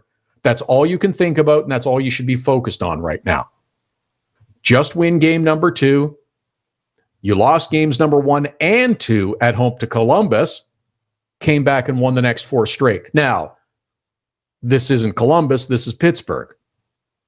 And you got Sidney Crosby and probably Evgeny Malkin coming back into the lineup. Oh, and Jake Gensel's been good in the playoffs, and that Phil Kessel guy hasn't really heated up yet. And Matt Murray's been pretty good in goal. Just focus on winning one game. In the other matchup this evening, Nashville Predators hosting the Winnipeg Jets. Jets took the opener in a victory led by Connor Hellebuck, who made 47 saves, some of them absolutely spectacular, and they have a 1-0 lead in the series. 4-1 victory in the game. Again, another example of playing a pretty good game, getting a lot of chances for the Nashville Predators, and on the few opportunities that the Winnipeg Jets had to score goals, they capitalized. They took advantage of them. Winnipeg went down the ice like a half a dozen times, wound up with 4 goals. Mark Scheifele had 2. Wheeler had a couple of assists. Paul Stastny, nice trade deadline pickup. This is a good team. If you haven't watched the Winnipeg Jets much through the season, do yourself a favor and watch this. This is one of the most anticipated series in the second round. This is going to be exciting. Nashville did get some shots. They did some good things in game number 1. Some second chances, some shots on Connor Hellebuck from a closer distance. That would be helpful. That's the thing to focus on and look for in game number 2. Create a little more chaos out in front of the net. Pekka Rinne allowed 3 goals on 16 shots, which doesn't sound very good. The numbers aren't particularly flattering in terms of save percentage and goals against average. I don't blame Peter Laviolette for making the switch at the start of the third period. He said, we got nothing going on. We got to do something. We're down 3. This is much like John Cooper in game number 1 against Boston, who pulled the goaltender with 7 minutes to go when they were on the power play. You got to do something. You coach differently in the playoffs than you do in the regular season. It's about winning 4 games before the other guy does. I have no problem with Peter Laviolette making the goalie switch. Usually Saros is a good goaltender. Gives Rinne a little more rest. If you're going to be successful, you're going to need him later on in the playoffs. You got to get something going. I don't want to call it a wake-up call, but it's a message to your team. It says we need more. And Nashville got a goal early in the third period. The Nashville Predators lineup may also have some change, not because they want to, but out of necessity. Austin Watson left the game, suffering an injury, did not return to game number 1. We'll see if he does come back for game number 2. It's a little up in the air right now. At last I've been able to check. Ilya Tolvanen, wouldn't that be an interesting insertion into the lineup? European superstar, offensive production. Nashville needs some goal scoring, struggled with it in game number 1. Think that would be really interesting. Ryan Hartman, Scott Hartnell, other options. Hartman's been kind of in the doghouse since he took that penalty and that suspension in the first round series and hasn't seen the ice since. We'll see if he does find his way back into the lineup. Going to be interesting to watch how these 2 games play out on on Sunday, the Pittsburgh Penguins and the Washington Capitals, Winnipeg Jets, and the Nashville Predators. And the other series resume on Monday. Boston is at Tampa, 7 p.m. Eastern, a special pregame edition of Hockey Unfiltered with Todd Lewis beginning at 2:30 Eastern on Monday afternoon. We'll be doing it on Wednesday and Friday in advance of games 3 and 4 of that series as well. And Vegas and San Jose, how's that one going to play out Monday night when the series shifts to Northern California? Thanks to Dan Rusanowsky, thanks to Matt Sitkoff, to Mike Zeisberger, and to Joe Haggerty, all for joining us on the program today. The second round of the playoffs continue. Enjoy a great day of hockey and a great week of hockey. Back with you with our full shows next Saturday and Sunday at 11 Eastern. Hockey Unfiltered with Todd Lewis sends you to the biggest events at the best prices. This year, we've partnered with Seat Giant to give you special deals on tickets to NHL games, concerts, or other events.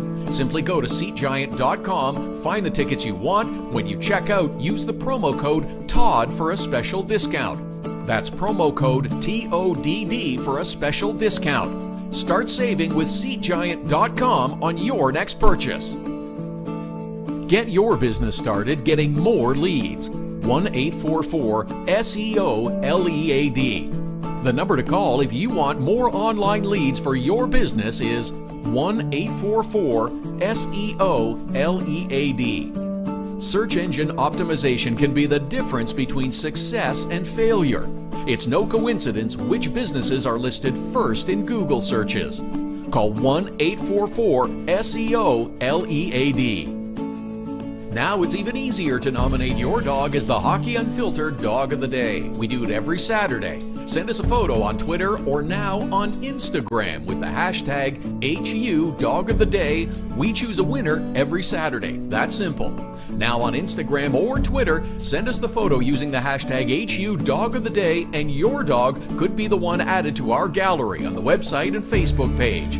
It's the Hockey Unfiltered Dog of the Day every Saturday. Cutting-edge design for manufacturing. Nova Product Design. Industrial design. Mechanical engineering and design. Nova Product Design provides experienced design for parts and assemblies, manufacturing, assembly, and serviceability.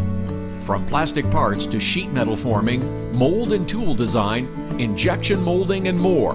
Nova Product Design. Visit novaproductdesign.com to learn more. So you had to get groceries, take your daughter to dance class, and a pipe burst in the kitchen. You missed Hockey Unfiltered with Todd Lewis. No problem. All of our shows are available as a podcast right after the show airs, so you can listen when life gets in the way of hearing us live. Subscribe through iTunes and get alerts as soon as the podcast is available, or go to our website, hockeyunfiltered.com, and listen. Plus, check out the other cool stuff. The Hockey Unfiltered with Todd Lewis podcast. Subscribe now through iTunes.